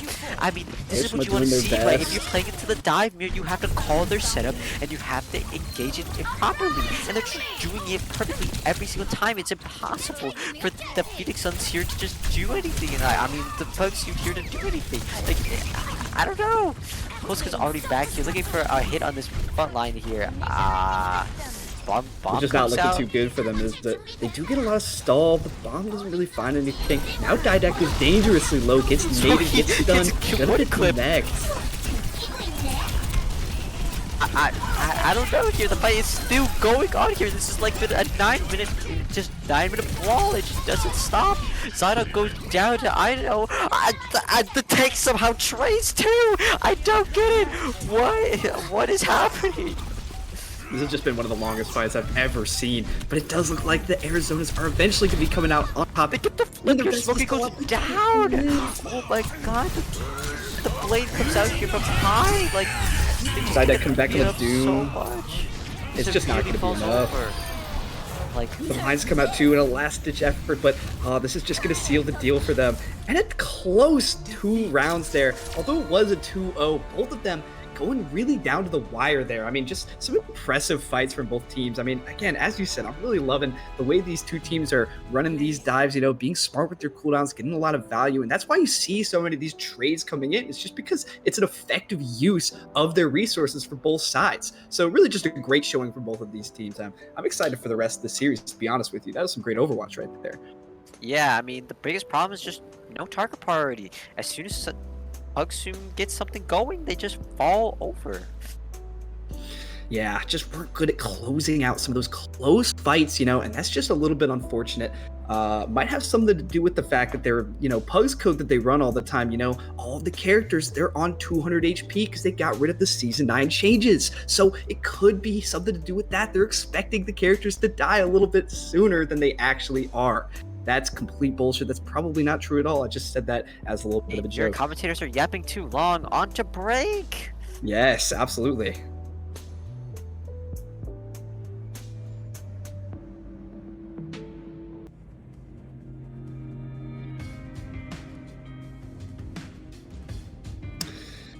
Hello, welcome back. And after that 2-0, that close 2-0 from the Phoenix Arizonas, Pugsoon has chosen to take us to Suravasa for this next one. So they're feeling pretty confident on that one. They like a lot of the rush comps they can play on that map as well. Definitely a team that likes to sort of tap into those. So that makes sense as a place where they're going to be taking us for this next one here. I'm very interested to see how these teams are going to swap up the playstyles because they seem very good on the dive. So maybe they're going to force a dive here. I mean, dive is good on Suravasa. Like as we've seen by teams who play dive here, dive is still good on Suravasa. So maybe one of these teams is a one trick of dive. You never know. Certainly, yeah. I mean, this is a map where you see all sorts of different comps. You'd think it's definitely sort of more rush-oriented because a lot of the fights take place on that close point. But yeah, you really can get away with a lot of different stuff. And as we see here, both of these teams are just actually... a dive mirror. Just a full-on dive mirror with a mixture of brawl on the side of Pugsoon. Yeah, running that Juno Brig again, a little bit more into... Okay, yeah, now they switch on to that. So choosing to go with like a little bit slower, a slower version of this dive, Oh, never mind. They're actually going with the Juno on it. So that's definitely an interesting one. A fragile backline there. I mean, I think the number one thing I hate is seeing teams go double flex. I feel like it's super kappa. Like you lose split value, you lose everything. But I'm gonna have to hard agree with you on that one, but we'll just have to see because I'm sure they have a vision here. I have quite a bit of confidence in that, at the very least, set up here. Colts is looking for a rotation on the behind of Phoenix Suns here. If I was the Phoenix here, I would just start walking really hard, especially when the ball is looking for. Are they set up there? Smoking to immediately slam, lives it. Actually, no, he doesn't live it. No Susu comes out from JCal. I mean, this is just so unfortunate. You need that Susu for that dive. Like, you need to really live that hit. I mean, the front line also dies immediately on the sides of Phoenix. This is very poor play for the back line. Yeah, I mean, you're absolutely right. They really missed their opportunity by letting the ball set up that much of an engagement before they actually made a play of their own. And it just ends up in them losing that fight. They just weren't as aggressive as they should have been. And the ball got the value, the Suzu was forced early, and then, the rest was history there. Now, Phoenix Arizona is looking to make a little bit of an aggressive play on the point, but LeFlopper never got the mech back and does get caught out. Full staggered.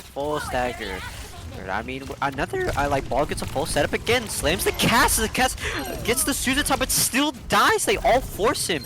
You know what I mean? Like, you can't let this ball set up like he has. If this ball sets up, you lose the game. Period. Point blank. Whoever he slams just dies here. And Jax a trade spot here, but Jax has traded himself here. I mean, the Tracer tries to get something here, but it won't matter. The fight's already over.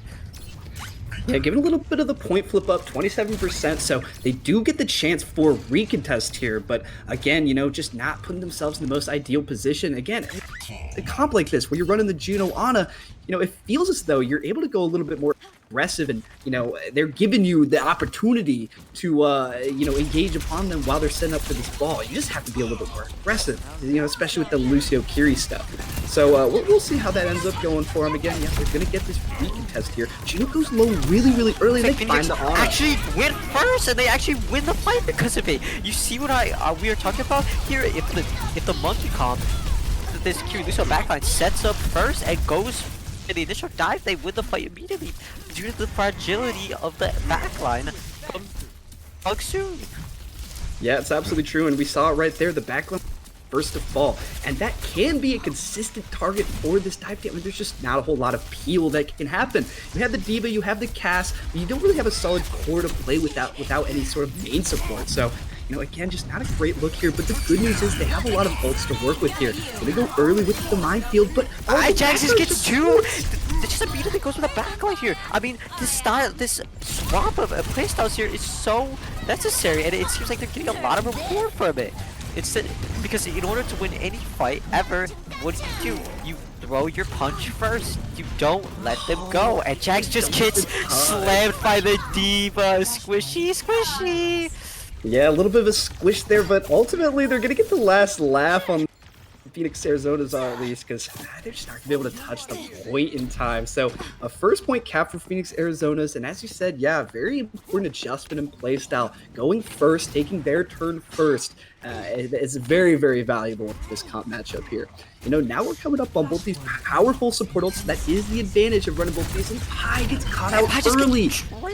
Like, and Zodon too, which is immediately before the fight even starts. They trade the backline though. This is a good call from Phoenix Suns to just trade the backline as soon as this happens. And both of the backlines are traded. This is perfect.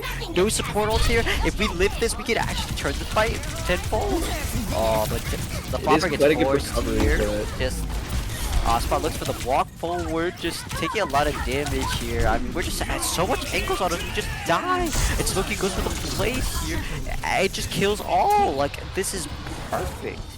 Well, beat on top of that almost felt a little bit overkill. I mean, the trades were certainly falling in your favor at this point, but you're absolutely right. Just an excellent recovery from the Arizonas there. I mean, yeah, you just saw them go so aggressive as soon as they lost their backline. They didn't think, oh, we have to retreat here. We have to try and set up this next fight. Like, no, they know their comp. They know how aggressive they can be, and they just absolutely went in for it there. Not even given Pugsoon the chance to use their hugely impactful ultimates here. So we'll see how they are able to use them from this fight. Huge ultimate advantage here to start off with. But Alexelia just gonna die! Down! SIXES2 with this behind unit here. I mean, this is perfect. His spot goes down here. It doesn't matter. Pugsoon just the fray in the middle of the fight is just so hard to kill through.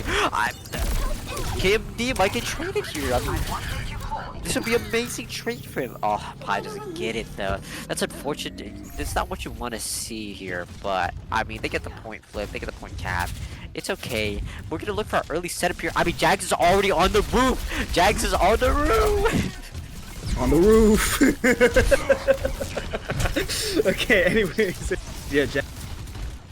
Again, I mean, you know, these teams, these dive teams, a really important aspect of dive is just not letting the enemy team get set up and disrupting them in their rotation. Really big stick on the Jax. Jax got to a pulse, and a big fight breaks out here. Pi gets goes up the map. Pi's up the map. Pi's up the map. So that's just fucking losing. Down immediately. Oh my god, that is so poor for them.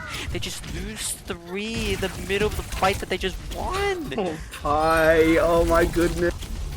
No recall to save himself either, and getting off the map as Tracer is just absolutely disastrous. They're gonna have to give up this point.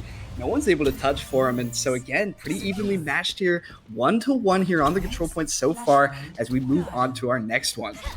Yeah, this is just a really competitive series. This is like what you want to see in the later half of OOL. You see these very competitive friend teams having fun friend time.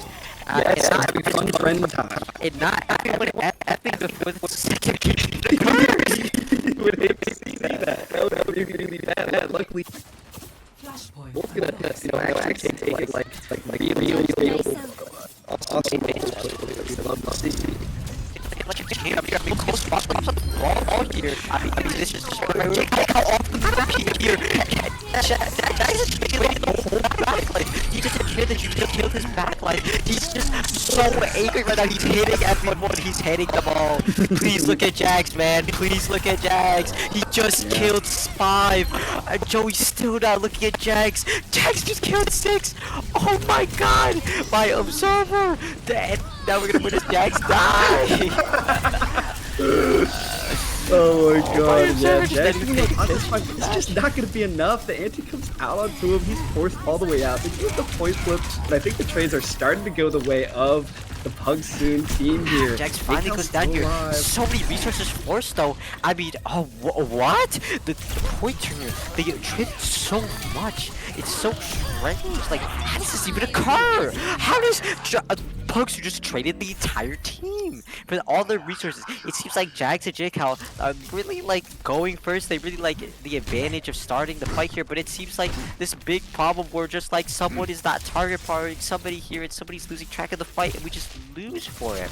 Just very poor play. Yeah, it's about going in at an intelligent time. You can't just go first no matter what. You have to go in when the ball is trying to set up. You have to be very particular about that time because you can And we didn't even talk about the fact that spots on Reaper. So Jax goes first. You force the nano immediately onto the D.Va. You're there to peel this dive. Spawn just clearing the area. Clearing the area. Spawn just full cleared the area. Please type it. Please type it. Type it area cleared. I need to see it. Oh, he doesn't type it. You lost a little bit of aura for me, Spot, but it's okay. That was a really good Death Blossom and just a good overall coordinated play from the side of Pugsoon. Their synergy really showing through here in this fight. They're gonna have a Ray advantage. They just want to play a little bit slow to be able to build this Ray and then try to mirror the Kyrie ult for it.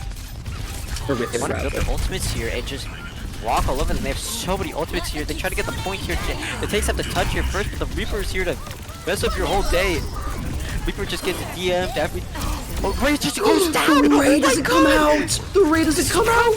Oh, and they you know, couldn't the play pilot's better. for the cleanup on Eno here. They keep chasing him. He's down. Smokey gets a cold the cleave. I mean, Jax is just cleaving at everybody in the middle of the fight here. I mean, this is just what you want to see. Disaster. You were playing. Disaster for Pugsoon to Rage X that. I mean, that's just so the bad. fragility Max would die out of that rush. the fragility of the backline here just really shows when it's time for your ultimate to be really useful. There's nothing you could do unless your Ana is literally rage hacking and hitting all of her abilities. This is true. what you want to see. Yeah, you'd think, if you're gonna run the Juno here, you probably are able And to Jack get goes that first, and rail. Zion's immediately down. This is what you want to see. So look at the cleanup here. Jax is just on your backline. He's just everywhere. He's everything. He's everything you've ever wanted out of a main tank. Your Kolskin just hitting, moving around here. The disrupt is perfect. Jack is the Primos here in the middle of the fight, but Pi's gonna clean up Kolskin. And this is what you want to see. Oh my god, the perfect Going the 99 recovery. to 99 on that, but they do recover. A full recovery from Arizona. This is exactly what you want to see. You want to see those adaptations to what the enemy team is trying to do here. They try to full counterpick you. So when you do, you play around the fact that the characters that counterpick you are super slow. So you just go on their backline. You keep going on the backline. So it doesn't matter what you pick on the front line. If the backline is this fragile, then you just left an opening for the enemy team. Yeah, it's absolutely true, and again, it just makes it easier on the mental side from Arizona's as well. You just always know where you're going to be coming on that break. And a bias comes out here for both teams here. I mean, Jax again just on the backline. Your backline is butter. Your backline is butter. They are touched by Jags every single fight here. You have to swap. Please You can't be swap playing off this comp. backline. It's actually sickening. There's never, ever fight off a lone Winston engaging on them. The Winston by himself completely zones off the backline. And then the rest is just a done deal when the rest of your team can't receive any healing. Finally, switching onto the brig, they can hear our prayers. They're actually going to go a comp that is able to live some of these monkey dives. I'm liking seeing this quite a bit. Early, the Kolskin doesn't really know what he's trying to do. He's looking for something here.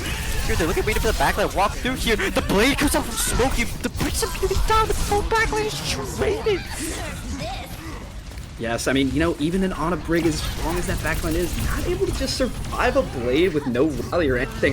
If Cillian had that nano, I wonder if they even had like the perk, that would give you that double nano there. Maybe could have lived the Genji blade. Could have been a good heads up play to make, but unfortunately not the timeline that we live in here. And now we're getting dangerously close for the Arizonas to close out this map. I mean, Pugsoon's got to look for a touch here. They have the nano. Oh, Bruce goes out to the bridge. Bridge goes down. They have to nano fire. They have to fire with nano here, or else they lose the Something match. has to Zayna go nano. down Zeno. Eno's trading. Eno was going in for the trades. Spot cleans up the popper. Eno goes down to the fever bomb. What is happening in this fight? JCal has the TP out here. Jax is on your butt though. Jax is on. He has a primal. He is in your backline. He is swinging for your life. He wants your neck. He grabs your brig and just punishes him in this room. Why are you walking in a room against brig? Oh my god, the Phoenix Suns takes it.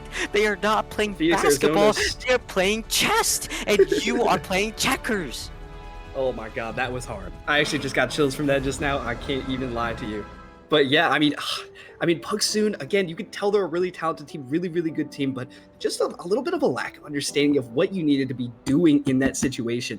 You're playing such a fragile backline, and a team like the Arizonas aren't going to just let that slide for no reason. They're going to punish your setups. They're going to punish you when you're trying to rotate with the Junoana, and it's just going to work out like that every single time. And the Brig swap was just a little too late, in my opinion. And that's going to be that game. So we're going to go ahead and go. That's going to be it for us. That's actually going to be it for us here. We're going to say goodbye now, even though we had so much fun this casting. Thank you all for so much for keeping us here. And that's it for me. Yeah, same. I'll turn to our other casters here after a quick little break.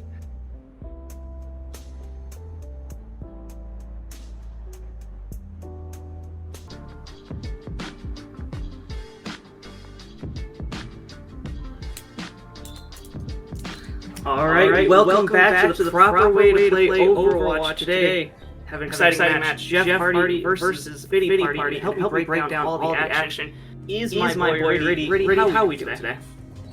I'm doing good. It's nice and sunny out here, just like the map that we're going to be hopefully playing here with Jeff Hardy FC versus Fitty. And now I will mention that Jeff Hardy FC have played in OOL before under various names, as well as Fitty Party, which honestly, Fitty Party has been looking amazing so far. They're near the top of their standings, but unfortunately they had an upset today.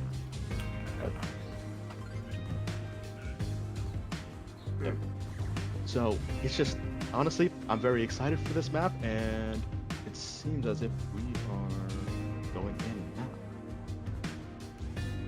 Ilios, we've seen a lot of dive coming out of this map particularly, but depending on which map we get, you can see some brawl play. We're seeing Ilios Ruins. You gotta love this orange color on that map.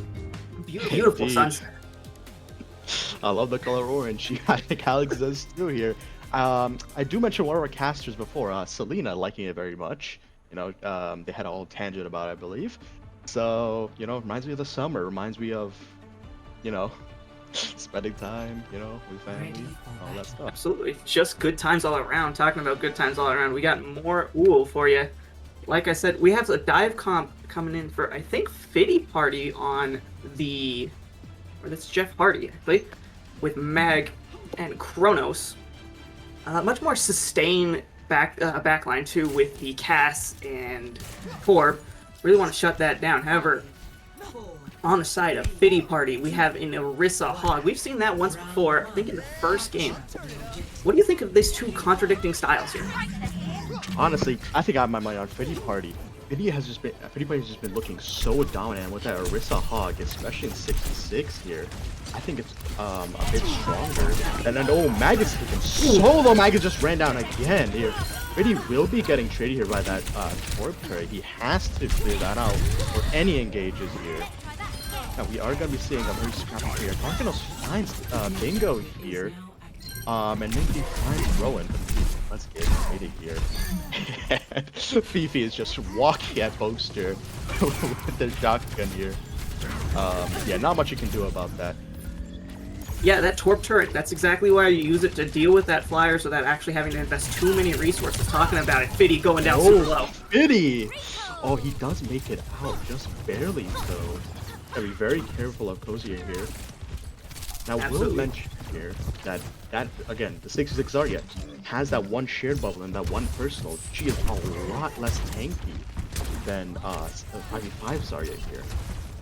Yeah, absolutely. 6v6 Zarya, a bit more fragile, but that goes with all the tanks as well. An insane dive comes in from Parthenos there, but Fitty does find it tanky.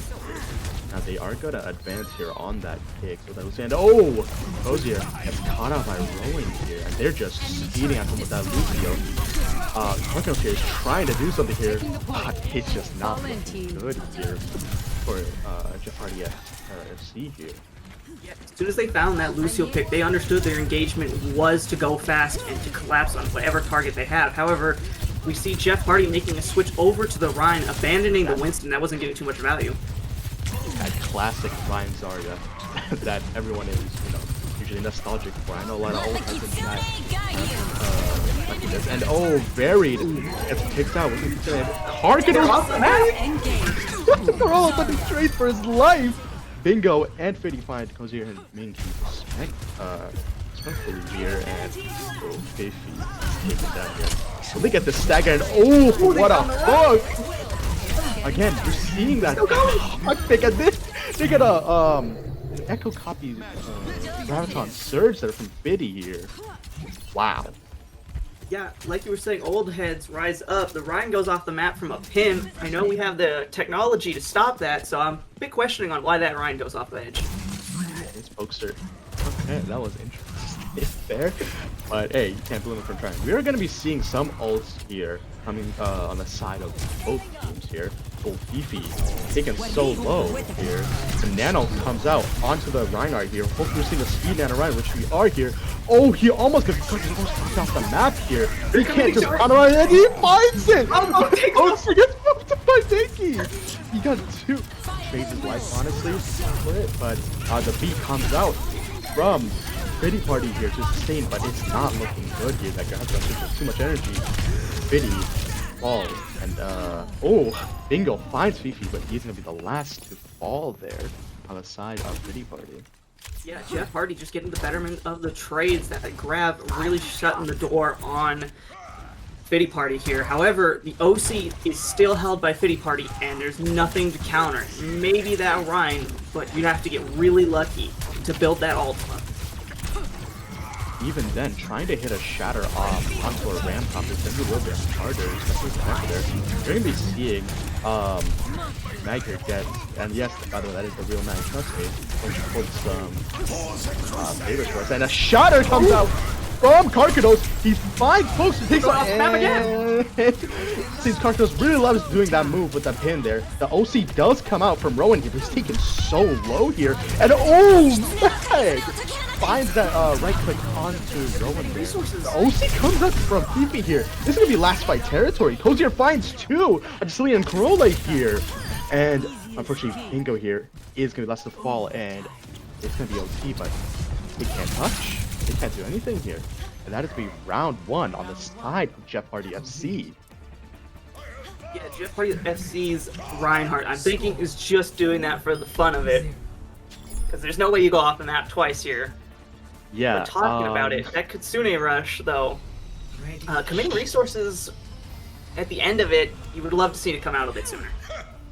Indeed, either that or you can at least try to let your Lucio live, get that first touch, and then use ults. Especially tight. Jeff Hardy FC's ults. Absolutely, we're gonna see a bit of a swap buff. We're going back to, nope, never mind. We're going back to that Winston Zarya dive. Looked pretty okay, but this map is so much better for the dive. Yeah, this indeed, even if this is the NA region, you're gonna be seeing a lot of dives coming out here, which I'm very stoked, honestly. It's my favorite style of play. So I'm very excited to see how both these teams play it. They're on the Ram and Hog here, sticking with both their comps here. And ooh, what a nade from Varied here. Finds Corolla, but Carcanos is taken solo by that hook. But oh, he did not die there. Unfortunate. The point will unlock here. And Fitty Party gets traded for Varied here. Oh, Rowan is taking low, but so is Carcanos. Oh, this is not looking good for the side of Fitty Party. They have to step and engage here. Looks like they're setting up an engagement right now, trying to get onto that point with the Hog Ram. That's where they want to Fifi be. is solo, but Mag is taken down. He's looking like he did earlier in that Gen G match. Almost to relegation. Rowan finds Fifi and Fitty finds Carcanos, but Bingo does get traded here. Absolutely, you're happy if you're Jeff Hardy. 21% on the board and ult's building up. Cozier has that Pulse Bomb, could go absolutely crazy, but we have to force the Suzu out so that Pulse Bomb can get the value they're looking for.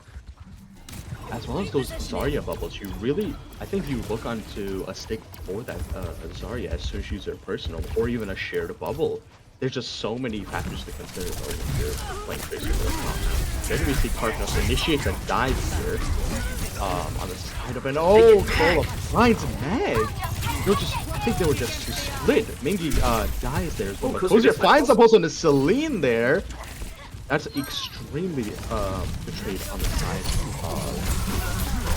of Pity Party there. And oh, Poster with a nasty hook on a Karkanos there. One thing to point out is the only thing on Jeff Hardy's side is that Nano coming up. However, Pity Party coming up with almost 5 ultimates. It's kind of weird to say that, but 5 ultimates on the board. Again, I hope to see at least a beat engage to force out some. beat engage here, but Ana could be here, and Ana copy here. Video is looking for the Nano comes out onto Karkanos here. The OC gets popped by Fifi. Video seeing a little bit. Fifi finds that insane amount of mag here. The beat comes out on the side of Jeff Hardy here from Minky. Here, still a very scrappy fight, and oh, just trades all around the map here. I think Celine will be dying as well. Yeah. Oh, this is just a massacre, honestly. And oh, that annihilation does come out from Karaka. Will he get booped off the map though? No, he's not. Rowan finds too, and it comes here a mag there. Yeah, 92% on the board. Just a monkey left to touch. He wants to touch, but he's gonna die for it. Will anyone be able to touch again? The Echo has to be the one to touch. They cannot get picked here. Oh. Oh, they don't touch it. Yeah, I get it. You know what? I honestly get it. You know, I don't. You're not saving your KD. Touch the point. You know what? Nah. You know, you No, gotta just, like we wanted to sugar play free. the next map. It- We love this orange color so much. We want to see it even more. So I get it. Now, both teams are going to be, I think, they're very comfortable in their respective styles. That more so brawl with that Hog and that Ram being enabled by that Lucio as That's a well. beaching treat with my And name then on it. you have Jeff Hardy FC, which they've been a little more dive-oriented side here, but I hope to see a change coming out here from both teams, hopefully. Yeah, we are going to see the change. We're going to see Mag over to the Ramatra and Chronos cart over to the Horse. However, they're going to start engaging as Fiddy goes down super low. Just has to chill for now here. The point will be unlocking a both seconds as well. So, and oh, Fiddy taking half again, but what a wall and a slow. Oh, will Minky die there? He does not. Oh, Rowan and he's just taken down. But Karkanos is traded for that. Here. I don't think it's. Oh, this is still a very scrappy fight here. With Corrala here, but they're gonna be taking. Oh, it is. Yeah, they just have to block constantly. Goes back up again. And oh, what a cleanse connection, especially when you have that form there. A slow comes out. We're gonna be seeing some ults, and Corralga is taken so low here. Oh my goodness, another wall comes out. They just have to hold block, honestly. Mag just has so much better cooldown match, but the announcement comes out from Corralga. Finds 3! They were not ready for that. They were feeding so much damage to Corralga, just building that all those slows with those punches from the Nemesis form. Yeah, I was going to mention during the length of the fight, the Ram on the side of Fiddy Party was building ult so much faster. Mag, 65% to their first one. Just a better ult build. Here. And we are going to be seeing it. Copy comes up, but also does a freeze. Pokester finds Fifi. Fifi does not respect that single moment before Pokester gets frozen there. And that's be 3 on the side of different UFC. Maybe get some trades going. Oh. Yeah, that was just a extremely good hook and a kite from Pokester there. Talked about it. We see a Malgus switch and a cast switch on the side of Jeff Hardy, just trying to throw more damage into that front line. And honestly, I wouldn't argue for a better front line of a Ram Hog to do that with. We are going to be seeing double support opening up on both teams here. Especially as which team will get more value here. They're going to be pushing through the right side here. Fiddy and Corolla find Cozy and Fifi. The beat comes out from both teams. The Nano as well here under the Mauga there. And I'm hoping the Kasumi comes out here. Ooh, Mag is just taking so low. So is Karkanos just being whole hog into that small area. But will any of them be able to touch? They died it on Need 4 the tracer. times here. I think he has to touch? If he got Okay, they touch, get the he touchdown. does get the touch, but oh, ping, Oh, ping. Cozier. We all saw that hook. We all saw that ping, ping. But yeah, Cozier is taken down. So is Mag here. Trying to swiffer that ball for a fast engage. And the well claims one. Pokester looking Karkinos in the eyes as they fall into the well. And that's it, I think, on the side of Fitty Party. That will be Ilios. Yeah, Ilios going in the way of Fitty Party. Towards the end, they just look like the better team here. They had the ults, while Jeff Hardy constantly struggling to build ults. I think their Ram only got one throughout that entire point. I do want to mention that I think they just looked a lot more split compared to Fitty Party. Even though somebody like Fitty or Roman were getting picked during these fights here, it just wasn't looking good for Jeff Hardy FC because they had sometimes a better neutral and most of the time a better ult fight.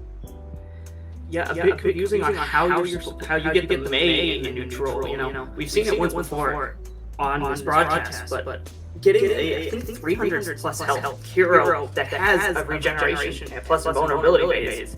It's kind of weird to see them get picked so early. Yeah, even though. Yeah. Okay, so next. Yeah, and I think we will be going to break here. So we'll see you in a bit.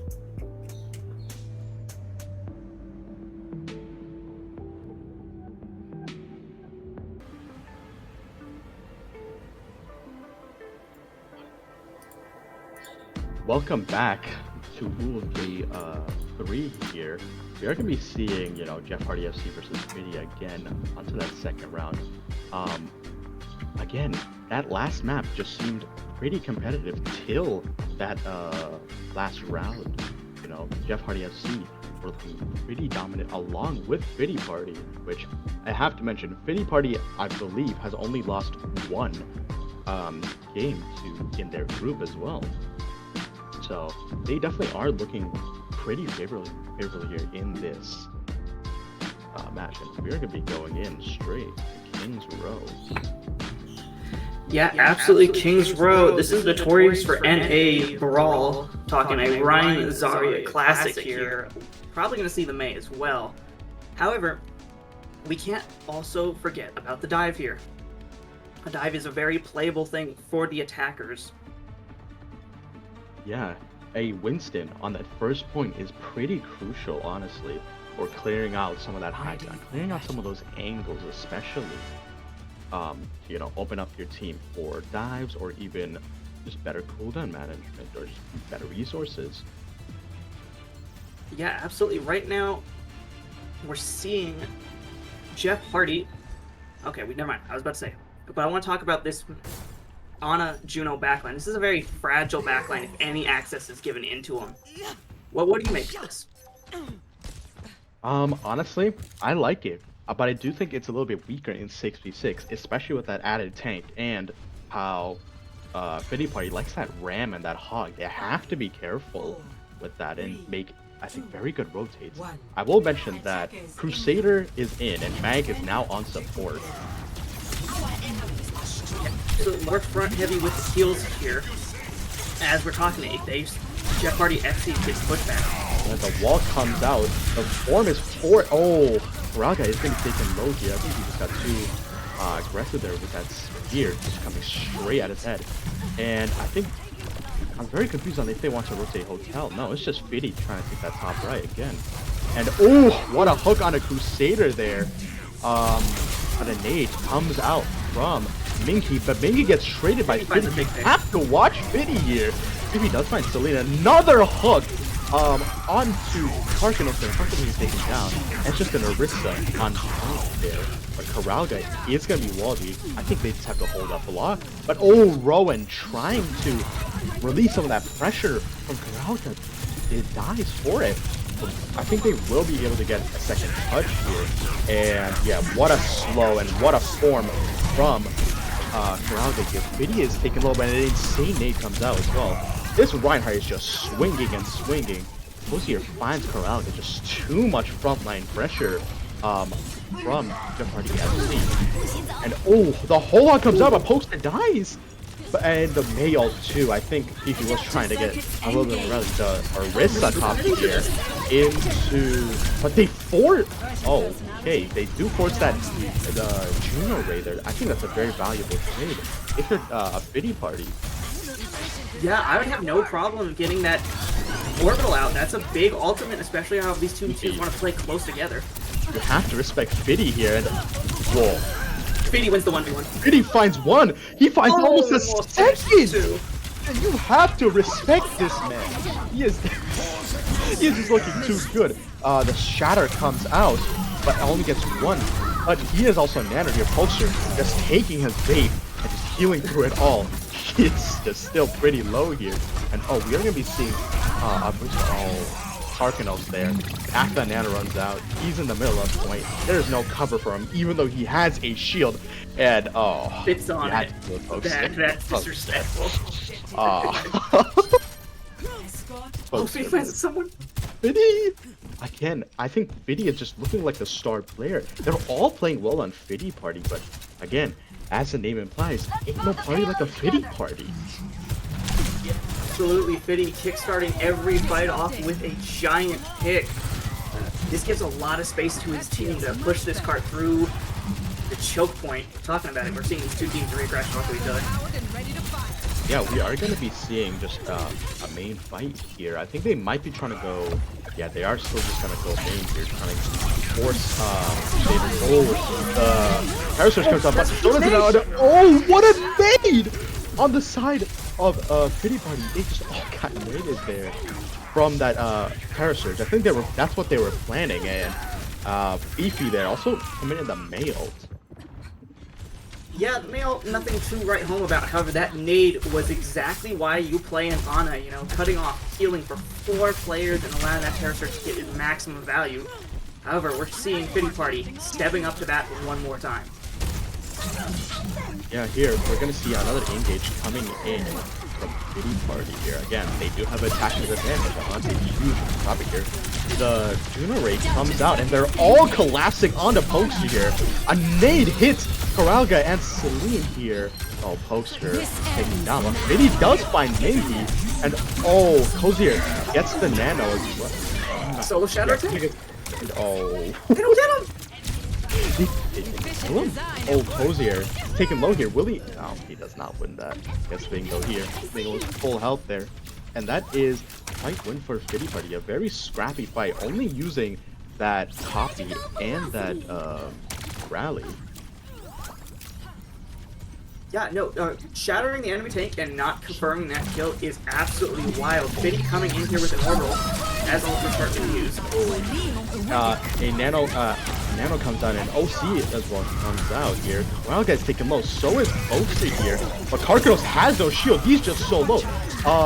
The freeze comes out from Fifi here. Catches one. And oh, they do confirm that kill here. Fiddy Party and oh, what a hook from... Oh my god, what a from Pokester there. He's just looking so good on his hog here. Even though they're playing that Orisa. Oh, and oh, Fifi's Cloud does get forced out here. Crusader walks up and finds Celine there. Crusader's taking so low. Rowan finds that. Fiddy is also there. And yeah, this is still a pretty even fight here. But I think they're going to be backing up. They realize that they do have the ult advantage, I think. That with that Terror Surge as well as that copy. Maybe they try to take out Mag here before he tries to build that Ray, as I think that's the win condition here. 60 seconds. That Ray or that Overclock. Yeah, the Overclock is a very deadly weapon. This is going to shut down the flanks that Fiddy loves to go on right now. However, it just takes one hook to find it. Talking about which. Yeah, oh, Crusader is forced in. The beat comes out. Oh, this is just not looking good. Why did I say beat? I apologize. But Crusader is taking low here. Oh, Mag. Oh, Nano does a rally here. But so does Crusader find it. Both Nano to wrist is on point here. Who will get more value? Crusader finds Celine here. But he's just left to his own devices here. He's in the middle of a Juno. And even with that OC, will Closer be able to find Fiddy? He finds Fiddy there, but it's a high B2 here, and even with those old Nano Orisas, Crusader does not get a kill there. I think they were just too sustainable. Again, that's the advantage of that break, that AoE healing. Absolutely, that Inspire is a great healing source when you can start proccing without having to worry about dying here. However, Fitty Party coming up with with 4 ultimates inside of Jeff Hardy, not too many. Yeah, Karkanos is super low here. He does have that shatter, but ooh, that wall does cut off a lot of LOS for Rowan here. I think Rowan is still looking at the backline, but the Heritage comes out as well as the Mayo from both teams here. Ooh, Whole Hog on the Crusader that's just being bashed into the corner there. And yeah, Celine does get traded by an insane nade there from Minky. I think since he got too aggressive there. You know. As soon as you see that Orisa going gold and it ends, that's a W Whole Hog moment right there. And they end. Oh, the shadow comes out on the poster here. I think, but it does not confirm again. Karkanos tries to pin into a shatter from Fiddy as well there. Wow, that shatter. They have to follow up on poster there. They had to, but it just wasn't there. As well as that copy onto that Nano onto Ryan there, and Fiddy building that shatter and hitting it onto the back line. Fiddy just wanting to end this point here, get that 3rd point capture. You know, 30 seconds left on the board. That doesn't tell the whole story. Fiddy is just looking dominant right now. Especially the player himself, Fiddy, opening up a lot of these fights with the first picks here.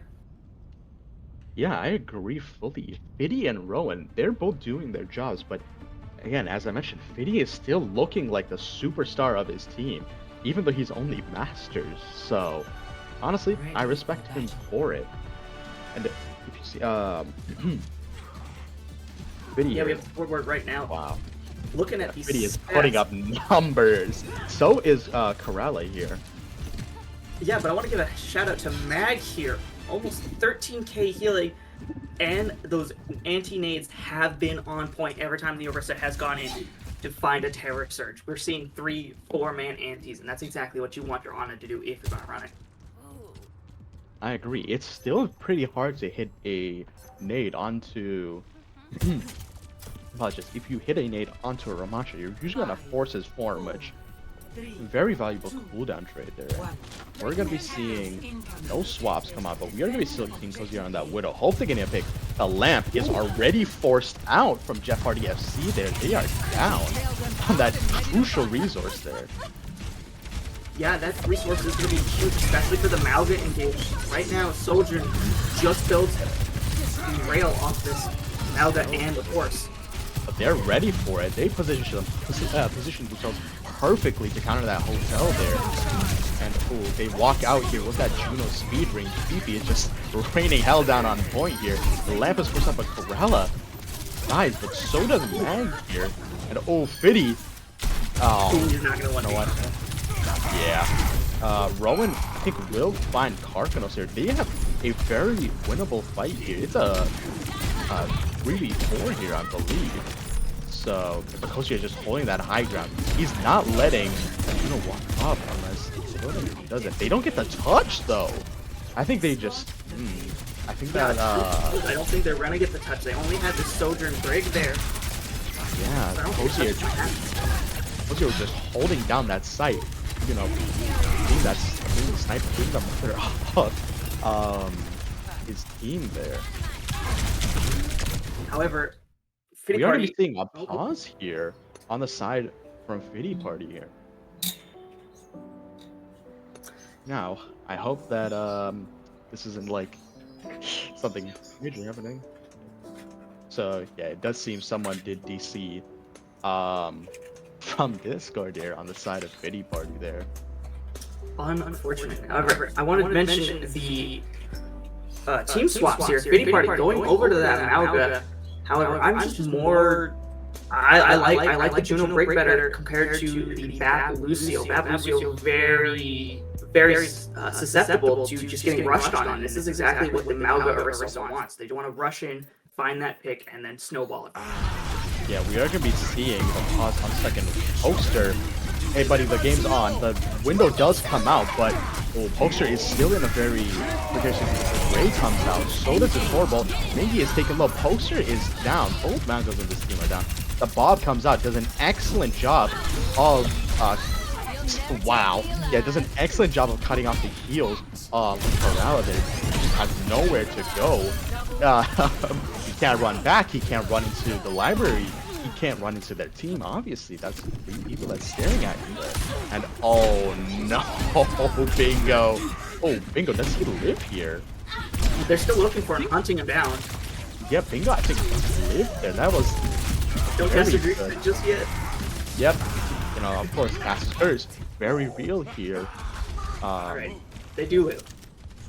Yeah, thankfully. We're gonna be seeing a lot of ults as well here, coming on the side of Jeff Hardy FC here. Yeah, absolutely. Mag with that beat. Let's see what happens here. City thing with the Terror Surge comes out here.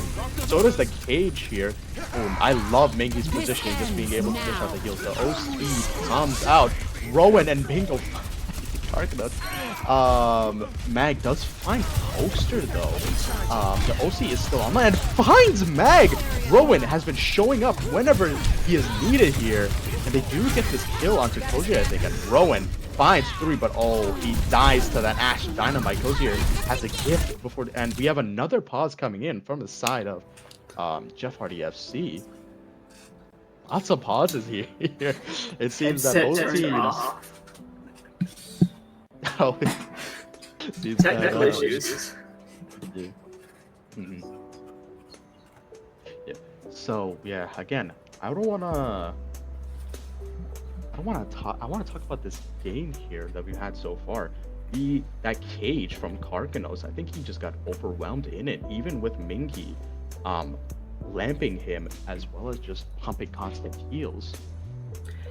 Yeah, but we see it switch over to the D.Va, and D.Va into Malga, as much as it sounds kind of crazy, negates a lot of the value Malga gets from his abilities, especially trying to get that damage down. You can't get that damage down with the defense matrix in your face. You're not going to proc your ability, you know?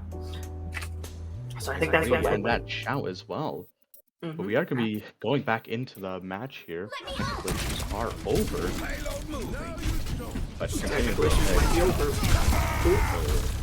Poster just, I think, just trying to die on card. Hopefully, yeah, he does not find a pick there or a trade. Bingo's the next to go there, and this fight went for Jeff Hardy FC. They have almost 5 minutes to cap this last point, but again, this is a very defense-sided point here. Absolutely right. The spawns are right there for the defense. They can roll out in so many heroes just to stall this point. Oh, Cozier there needs to be careful of that soldier rail as well as Fiddy. Yeah, we're seeing it. We're gonna be seeing the Cage come out from Poster there. The window comes out and oh, Karkanos just melted. Even though he had the window behind him, Fiddy here is going on notice. He goes for the Ash copy here. And oh, some clean shots, but he is taken down here. He will be able to live. Yep, he does. And we're gonna be seeing a Ryan swap from Karkanos here. Yeah, Ryan swapped into this. However, we see Poster switching over to the Mantra here. I think this Ryan swap was just for the Sigma. Trying to punch out the Alga, there it is. Alga, yeah. So, yeah. Okay, the Bob does come out from Jeff Hardy FC, but an excellent kite away the party here. The ults are just coming out one on top of another here. And Crusader finds Poster, and again, they're 3 down on the side, 4 down, I apologize, on Midi Party. This is just not looking good here. If they have 3 on card, I think they cap this without another fight here. And oh, Karkanos. If he found that pick, this would have been it. But they are going to be going from the right side there. We're going to be seeing the OC as well, the Kitsune come out from Fiddy Party. And oh, Fiddy. Oh, Mag! Poster goes into that there. on the side. Oh, this is not looking. This is a very scrappy fight still. Fiddy finds one. He finds Carcass as well. And wow. That boot. Yeah, that was a very still did not fight. Also, Matt getting that boot off. Truth be told, I would have loved to see the Sigma swap. It's kind of getting rushed down by this Horse and Reinhardt. Yeah, especially with that Tor. Again, the Sigma usually can't do anything, but Torture is like vicious. You know? Absolutely, we're gonna see a window coming out here. Seeing a window come out. Marcus is taking so much damage. He's still low, and ooh, a beautiful lamp connection from Mingy there. And they're just getting forced card, and Rala gets pinned, but Fiddy does find percent. They don't get on points. They just, I think they were just forced off. Both the tanks there were just got taken down. Switching sides. Yeah, 2 minutes 20 on the board. I said Jeff Hardy looked like the worst team in that fight last time, but now they're looking like the better team here, just dominating through first and second. That Bob, beautiful 7-man team right there. Yeah, oh my goodness. Again, I think, yeah, the time bank difference here on both teams here. Jeff Hardy are just an attack. I think they're just an attacking sided team here. Ready for battle. Yeah, so what you're saying is no one wants to play defense on King's Row. It's just W Overwatch. Brigitta's one of the best we've got. She's a natural leader. Yeah, we are gonna be, I think we're gonna be seeing posters get back to that From hog your there. daughter? Yeah, I again, this is expected just a a lot more typical team comp for the side of Fiddy Party, that very wall heavy Ram, Hog, Echo, and Sojourn there. Yeah, Poker's been a standout player, finding the hooks that you need him to find and then burning the target. The formula Yeah, we are gonna escapes be- me. Good. What are you hoping to see here? Change on the Fiddy Party side here. On the Fiddy Party, maybe tanks play a little more sustained. They kind of get burnt down for the first half of it, but you're gonna see that with the Hog and his bait. See if they get. And Cozier finds Rowan there. Rowan is trying to rotate too at a high ground, but Pokester does find Cozier. The lamp is forced out as well there. This is still a very fight both teams here. They're trying to rotate Hotel, but Crusader shuts that off completely. I think they're going to try to look for a hook here. The nade though comes out into both tanks from Celine there. And Karala has to live. He just has to hold up block. They do get a tick on the point. Fiddy trades his life. Yeah, again, he was going against that Bap and Lucio there. So it's very hard. There's going to be 10 seconds on the clock. Somebody has to touch. Fiddy Party have to make the move there. Will they even be able to touch it? They do there. The window comes out. And Post finds a hook, but he just melted down before it. The Nano as well comes out onto Coralco, but he's still so low without that boom as well. And we're going to be seeing a beat come out from Jeff Party FC. And what a sleep. And a Ray coming out as well from Boingo here. Sorry, Davinko. Still winnable. The Flux hits 2, I believe, there. And Fifi, that is just not a good look there. That's fine 2 there. And it's just a Hog on point. I think that might be it. That's it. Yeah, that was a crazy fight at the end. Rowan trying to put his team on his back, throwing that OC, getting 2. However, it was just too little too late. Yeah. Yeah, again, even with that attacker's advantage, they just cannot get it done there. So I'm just hoping that Fiddy Party plays, they commit to their rotates. I know that they're trying to rotate to that hotel. They have to be doing that either A, unseen, or B, have to do it extremely fast with that Lucio. Or the absolutely. We've seen Jeff Hardy take control of that and then rush out before. That's what got them the first point. So we're going to hope to see it again. We're going to see a Lucio Bap. That's exactly what they ran last time. However, good. Sorry about that. But I'm just really hoping from Jeff Hardy FC. They have a lot more time compared to Fitty Party. They have almost double the time, more than double. I apologize, actually.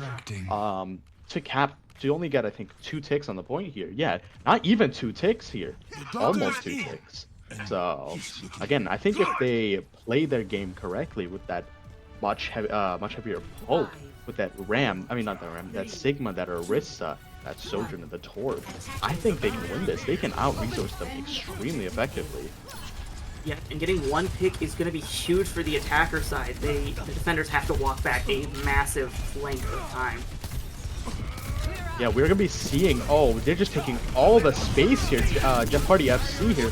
Fitty Party just locked into that hotel there. Minky finds Fitty. Crusader finds Bingo there. Is this it? It's not looking good. And another one on the side of Jeff Hardy, and that is game. Wow. Jeff Hardy just kind of aura diffed Fitty Party there, just walking wherever they want. Crazy end to Kings a row. You're now 1-1 in the series. Yeah, I think I can't remember correctly. Minky finds the first pick there. That's what completely just opened up onto that poke comp. Making sure that Crusader can play his game, so can Karkanos, which I think he's been on the very shield-heavy heroes of that Rhine, that Sigma as well. Yeah. Okay. The score will be 1-1.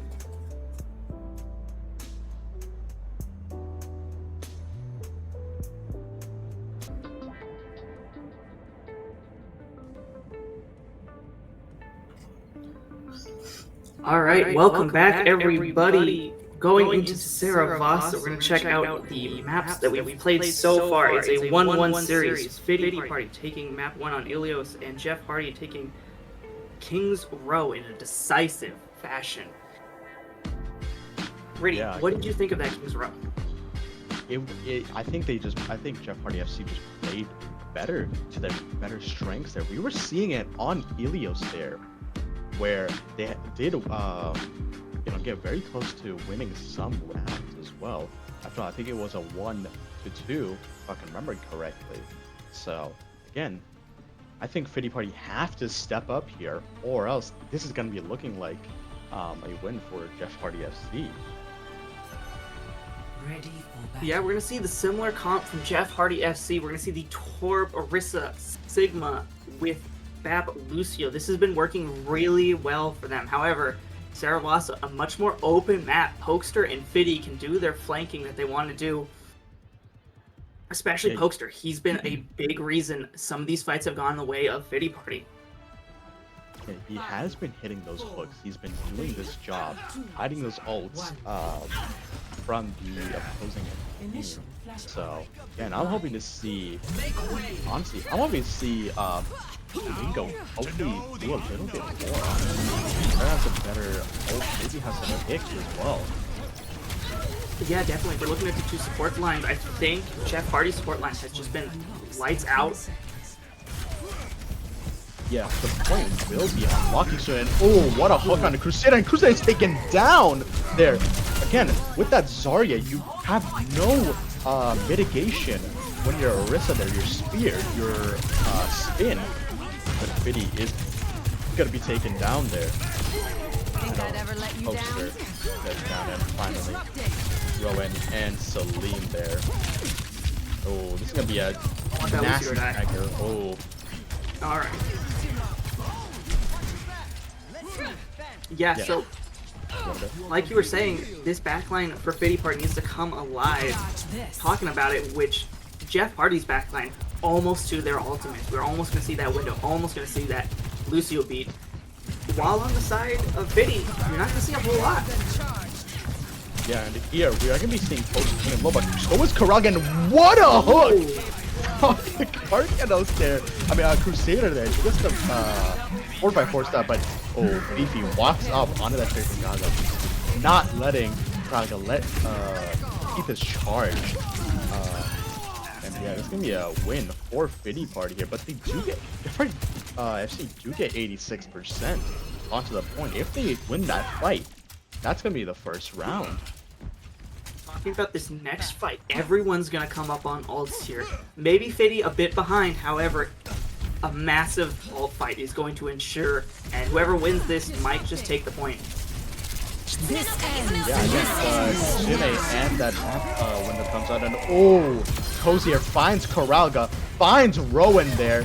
Oh, that was just a he finds 3 actually here. Will he find another there? Oh, yeah, They find last 3 there. though, running him over. Jeff Hardy taking first point on Zaragoza. Again, that rail, I think, Cozier has a 150 rail. With that 2x damage, almost nobody on Pity Party will survive there. Maybe the Hog, or, yeah, I think only the Hog would be able to survive that, because he is significantly weak here, but, wow, I think that was just, honestly, yeah, the Flux comes out from Karkanos, forces the beat from Bingo there, and the point on the screen here, Karkanos here, max up. This is not looking good. Oh, yeah. He's full charge, and oh, the blade does come out, but so does the Terror Surge. Whoa, Crusader. Crusader, I don't think hit anyone with that. Poster finds one. Finds with the first of the immortality and gets that victory as well. As you know, that's probably their best player.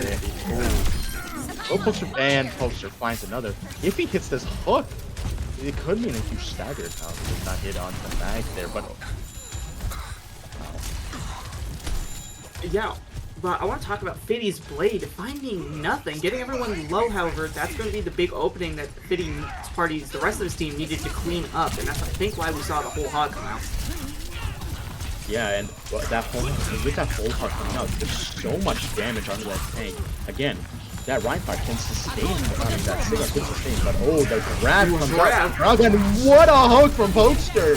Oh, Mag had that beat, maybe he was looking for a video from here. The window comes out from Minky as well, trying to sustain his team, and oh, what a, yeah, that was a very good fight from Jeff Hardy FC, despite getting Mag hit there into that grab. Oh, sorry, into that hook, as well as the grab. Oh, Cozy here. Bingo, again, I mentioned earlier, I want to see some more hits from him, and he's delivering, it seems. Yeah, Lucio swagging on Cozy really quickly. However, that's going to be a quick respawn. As you see, Spike the Here comes the Sune rush. And Fifi with that Torbolt completely zoning out the point there. The beat also comes out. They're going for an insanely aggressive beat engage here. Rowan is taken so low. So is Corrala. Oh, Fifi does get picked up by Poster. And another whole hog comes out here. From Poster and finds another. Both tanks are down here on the side of Jeff Hardy FC here. And oh my. Poster! It's Poster! He's just looking on fire today. And oh yeah, Fiddy finds that, and that's gonna be the point half for Fiddy Party. Yeah, Poster, that was a beautifully well-timed hook right there, eating the Lucio, making that point just flip over to Fiddy's Party's team. We are 1-1 on points here. Yeah, again, I mentioned earlier that Fiddy looked like the superstar player, but now it looks like Poster. He's been stepping up, hitting these hooks, hitting these whole hogs, building ults pretty fast there. He built 2 in one Flashpoint map. Round there. Look at Jeff Hardy right now, setting up on point. The Blade B comes out, but the Shatter hits 2 there, and old Karkanos. Yeah, that was an interesting pin, but Fiddy gaps. Goes over. So, and Roman does get traded.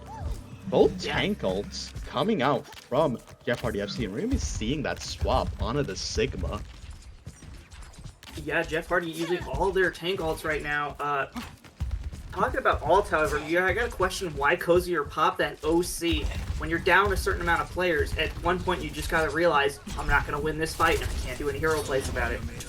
gets shut down. Honestly, if you don't have the belief that all of your ults can make 6 and oh, Cozier finds Bingo. I don't think Bingo was expecting that. Kitsune Rush comes out from Celine here with the beat in response to it, and oh, Poacher is gonna be ran down there. Wow, Crusader finds 2, but will he be able to Poacher? Oh. Crusader going absolutely nutty there. I think getting 4 if I'm not mistaken. Yeah, he's just wow. Crusader, I think, with that beat engage, just looks so dominant. Having to force the Roadhog to just constantly heal, get resources, as well as Poacher kites the right side. He can't kite back. He's gonna be 5-5 people if he does there. Yeah, however, we're coming up on our ultimate fight with Fiddy. Grab. And oh, the grab! And oh, the nano, the blade comes out. So does the Torbolt there. A whole hog from Pokester finds one. Fiddy finds one as well. Beefy does get Coralga with his ult. Ooh, Fiddy hunted down. Fiddy. Oh, that was not looking good for him. But yeah, I think, yeah, Celine finds Mag, finds Crusader. That is going to be fight win for Fiddy Party. Yeah, absolutely. We're going to come up on Jeff Hardy having a window and Crusader with the Annihilation. The question is, how big is this OC on the side of Fiddy Party going to be? This is going to be a final fight for this point. Ends now. This The ends OC here now. does come out from both sides here. And oh, Poacher finds Carcanos. Before Poacher there the time to walk up. And oh, Poacher! Poacher has always shown up when he is needed, and oh my goodness. Finds 2 there, as well as that hook onto Mag as well, I'm pretty sure, and that's gonna be a point tap for Fiddy Party. It is 2-1 right now. This is getting, I'm biting my nails over here. I'm on the edge of my seat for this match here. Yeah, normally I'm not one to buy into Roadhog stocks, but Pokester looking so clean with it, coming up on an ult, and we have seen nothing but good things from the whole Hog. So let's see what we're gonna get as these two teams are gonna clash. Yeah, I think we're gonna be seeing 3 ults coming out from Fiddy Party. And what a hook from Pokester here! Crusader has to back up and force the lap from his team. And another, no, he's Sig Jax! That was a Flex Jax! Oh my god! Pokester is just looking so good, getting hooks into both tanks. First Crusader forcing out that lamp, then on to Carcanos, while Carcanos is starting the animation for his Flux. And this is still, yeah, no, this is not looking good, for, Jeff Hardy FC there. Wow.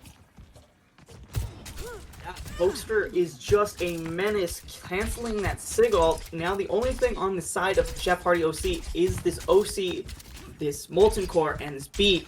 However, we're going to see both tank ults plus Video on the blade. He's been a bit quiet, so we're going to see if they're going to have much more active play. And oh, God! Pokester finds Carcanos again! He's just looking, he just connected every hook. They have to reset fast. This is final fight. They have to go now. They just have to. Oh, if he hit that would have been game. But oh no, they can't get staggered here. If they do, it's gonna be a game here. They only have 50%. The beat comes out with that ground on surge. We will be able to get that touch. It has to be Mag there. But Mag is taken low here. He does get that touch there, and oh, great on both sides here. Corolla and Pokester are coming back, and oh, another hook! The OC does come out from Cozier. He's trying to find someone. He finds Fifi. The Bapple comes out here from Rowan as well. I mean, not Rowan, the OC from Rowan. Oh, that was a extremely scrappy fight there. But again, I want to talk about Mag's touch there. Jeff Hardy FC had to use everything though. They're only going to have Crusader and his Annihilation, while Celine's going to have that OC. That's going to be big. We see Pokester swapping off the Hog, putting a Rhine in play. Yeah, again, in a straight up brawl fight, Crusader will be taken down pretty low, I think. And the Tsune comes out, but Pokester and the Big are so low, the Annihilation comes out. Crusader just has to hold blood. And he finds Fifi, but Crusader finds Rowan as well here. And what's going to happen here from both teams here? And oh, Karkanos in the middle of it all gets... Oh, he finds it. But Crusader and Minky find Fifi and Bingo. Corella here has to make something happen. They're running out of time here. They're just so low. And oh no, Corella. I think that's going to be game. Jeff Hardy coming back from the jaws of defeat, getting this point. That's crazy. And that's it.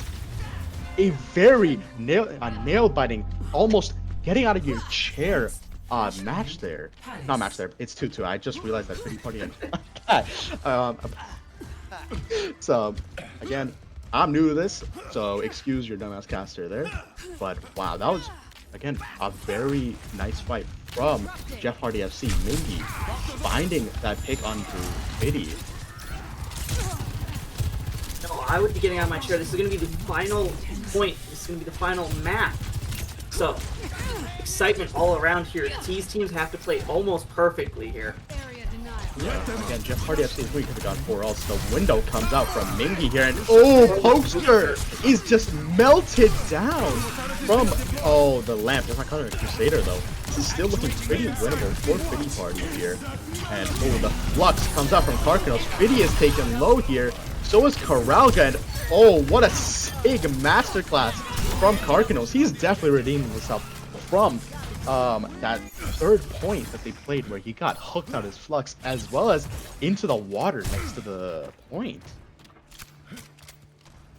That Flux coming up big and only having to expend 2 ultimates, the window and the Flux, that's going to help you hold on to this point even longer. We have 22% on the board as these two teams fight facing each other. Yeah, the blade comes out from both teams here. The beat from Mag here. Fifi finds Celine. Fifi finds Bingo as well. He finds Rowan as well. He finds 3 in this fight. And, oh, 4 in this fight here. Oh, around. Yeah. So, wow, that was, again, a masterclass from Fifi. She finds 4 that fight with that blade. That beat backing her up as well. She's been kind of quiet right now. Cozy. And oh, Pokester! He needs to get back on that Roadhog there. And oh, he's trying to walk that point. But Crusader, they find 3 on the side of Fiddy Party, and it's just Rowan and then Fiddy. It's just him, the last bastion of his party, and he is going to be taken down there.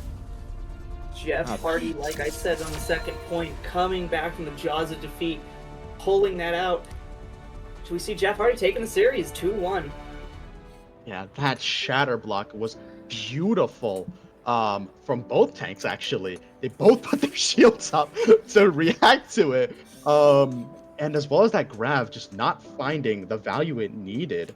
Because as Pokester was walking up, that OC was active. He was just going to get melted there. Yeah, absolutely. Beautifully played by both teams here. Yeah.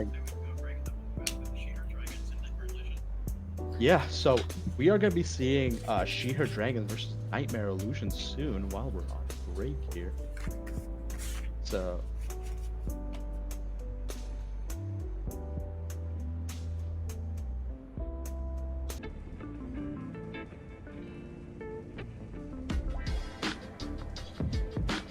Welcome back to OOL Day 3 here. We are going to be seeing a match from Nightmare Illusion versus She-Her Dragons. Both teams are very dominant in their own ways here, but She-Her Dragons have only dropped 1 match to Extinction Creative before, while you have people you have people like Dirt on Nightmare here. What do you think we're going to be seeing out of Nightmare Illusion as well as She-Her Dragons? Would you believe it? We're going back to Ilios. So I'm going to say a bit more dive. However, this Orisa has been coming out on multiple maps along with the Zarya. However, we did just see a hog go off. And so we do have the infamous 12 hogs, 1 hole map here on Well. We could be very much seeing that. Yeah, again, I think that I'm hoping that Sheer Dragons is prepared for that Hog Lander. Again, Dirt, too much aura. He's a scary guy. Honestly, he's got that conquest thing that he does before matches as well. Now, what type of comps are you hoping to see from She Her Dragon specifically? So just got information that we have a ball OTP, so I'm guessing something around a ball here. Yeah, I know. Over What Nightmare. Yeah, Nightmare here as well. They're gonna be running on the maybe the Doomfist, but maybe that's just troll pick. But I would like to add that Ash is a DPS player playing tank though, which very interesting choice here. And Dirt is on Doomfist. I repeat, Dirt is on Doomfist. Now, is there any background lore to Dirt being on Doomfist for those? And Winnie is just getting tossed around this point here. Constant boops from Nightmare here. And Julia finds Tia here, opening up that opening up this fight here, but Dom does find Timler here. But Sparkle gets a trade on a Bailey. This is just trades upon trades here from both sides here. And Dirt is gonna be getting out. And yeah, Leia is gonna be the fall on Nightmare there. Yeah, no, She Her Dragon's looking just really a lot more dominant. Has the response for that Doomfist in the Orisa. Dirt is taken so low there, taking so much damage during his slam, and then that spear confirming his untimely demise there. Yeah, again, they have to either back up or get a trade here. Which might be happening onto Winnie there, and Winnie so close to that Mega, but Dirt also finds Ash. There's no tank line for She Her Dragons here. They have almost free control again. Dirt is taken so low here. High time and Dirt, okay. I'd be scared there, but onto the point here. Who finds time? Onto my Bailey. And Julia finds Leia here. She Her Dragon's getting these crucial picks where they matter, forcing out the Doomfist here, retains control of the point, and we're at 61%. Yeah, will this backline live here in the little team? I'm so sorry, but you cannot stand against. Actually, I would also like to mention that Julia and Senna are actually the opposite people. Julia in the match is being played by Senna, and Senna is Julia. Yeah, so that doesn't make my job hard at all, but the mines come out from Winnie here, doing an end. What a boop! On the team here, almost again like, but he does find Leia lacking a slam onto the Kiriko here as well. And this is getting very close here. They have to touch the point here. Dirt gets first touch. He does find an insane punch onto Timler here. The beat comes up and Dirt finds Julia here though. The back window from Senna here. The bob coming up from Leia as well. As well as the Kitsune, and Senna. A hit scan on that back. You have to respect that, especially when it's just Dirt here. Yeah, he's gonna can't really second for a lot of 4 HP here. And what a pulse from Sparkle here. Looking like Lenny here. Another slam. We're just cleaning up the fight here now, and that's it. She Her Dragon's taking first point in a dominant style. 100-0 there. Honestly, I just feel like their momentum was far greater than Nightmare's. I agree, Alex. It just looked like and they also had better ult usages, I think. That Bob from Leia, it was just didn't do much to isolate that backline, nor did Dirt. I don't think I heard Dirt ult that entire match there. I've been keeping track of it. Only 3 players ulted on the side of Nightmare Illusions. They were not building ults at all. Compared to She Her Dragons, basically everyone had a rotation of ults there. We're going to be seeing some swaps here. Julia onto that Widow and Sparkle on the Tracer, but we're going to be seeing Leia onto that Widow as well. Dirt, infamously not playing his Road Dog here. Winnie failed to dive onto Leia. And what a shot onto Julia there. But he's getting Leia still finds another. Even while getting dupe, he just does not care. Oh my goodness! And that will Yeah. be a great Layer going from being pressure to being the pressure, finding 2 on that crucial pick, opening up for Nightmare Illusion. Yeah, again, Leia. Senna there. Oh, that was just beautiful. I think I'll ride home about that, honestly, if I was them. Goose is taken so low here. He's so hard to sustain right now. Julia getting dove by 2, but Winnie finding Leia. oh, Winnie finds Leia and Ash finds Bailey here. And what a punch onto Winnie there. But I think this is gonna be a fight, hopefully. But wait, Dirt finds another here. He's looking like prime chipsite here. So and Dom just finds Sparkle, but Senna finds Goose. Personne n'échappe à mon regard. The sights do come out. Senna Senna finds finds 3 here. And even with that sights active, Senna is walking forward a little bit, jumping around here. And Julia is gonna respect that. And Leia is unfortunately dead here. No more sights for Senna. No more sights, but Julia has the sights in return. They can play basically for free as soon as that ult comes out. However, Senna, we also gotta give big props finding 3 on that fight. Personne n'échappe à mon regard. Ash finds Goose before the sights even get activated here. And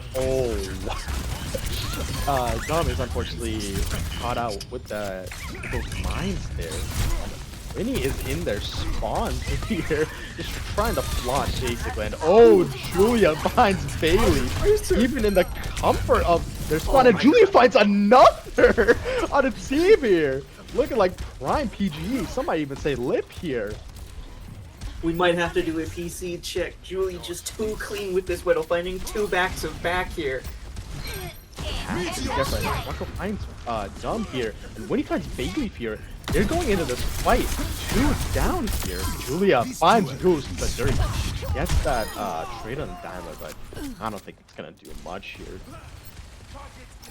Yeah, no, Senna finding that Lucio. We're gonna have an ult coming up for the Lucio Kiri on the side of Nightmare. However, the window popped by Senna. They've been deadly with it. Indeed, she's been pretty same with these windows, always hitting her shot. She is gonna be almost sniped out by Sniper Monkey. Let's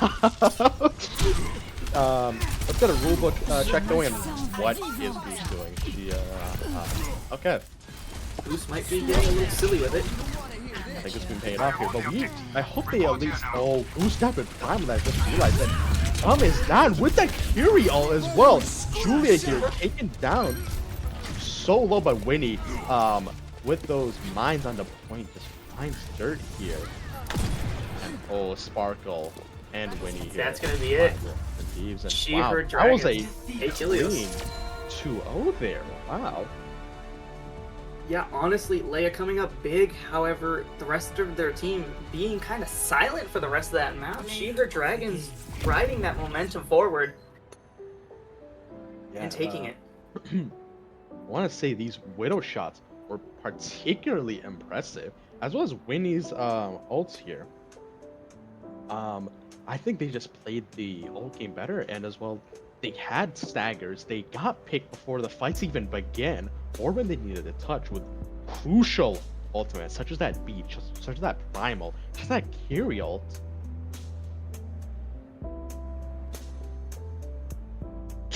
Seta is typing in chat that PG is for that P. I was about to say we have to might have to issue an apology here. Yeah, Julia. Not a fan of PG. Let's get a point deduction going as well, Joey. But it's not like Yeah, send it. Yeah. Okay. So I think we will be going on break here while we wait for these two teams.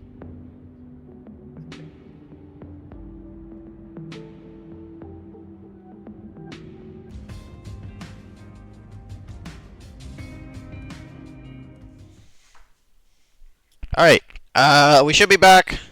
Unfortunately, Nightmare Illusion forfeited the last map. Or, not that Ilios, but the next map. They just don't have enough players.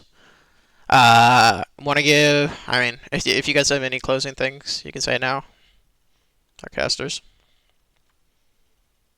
Alex, anything? No, it was good being here. I'm glad to see 6v6 still being alive. Besides that, that's it. Yeah, and I also want to say thank you. This is my actual first like casting on a broadcast, so I hope that it's satisfactory to everyone. Even though I only casted 1.5 matches, which unfortunate, but I guess that's how life goes. So thank you for having me. Yep, yep.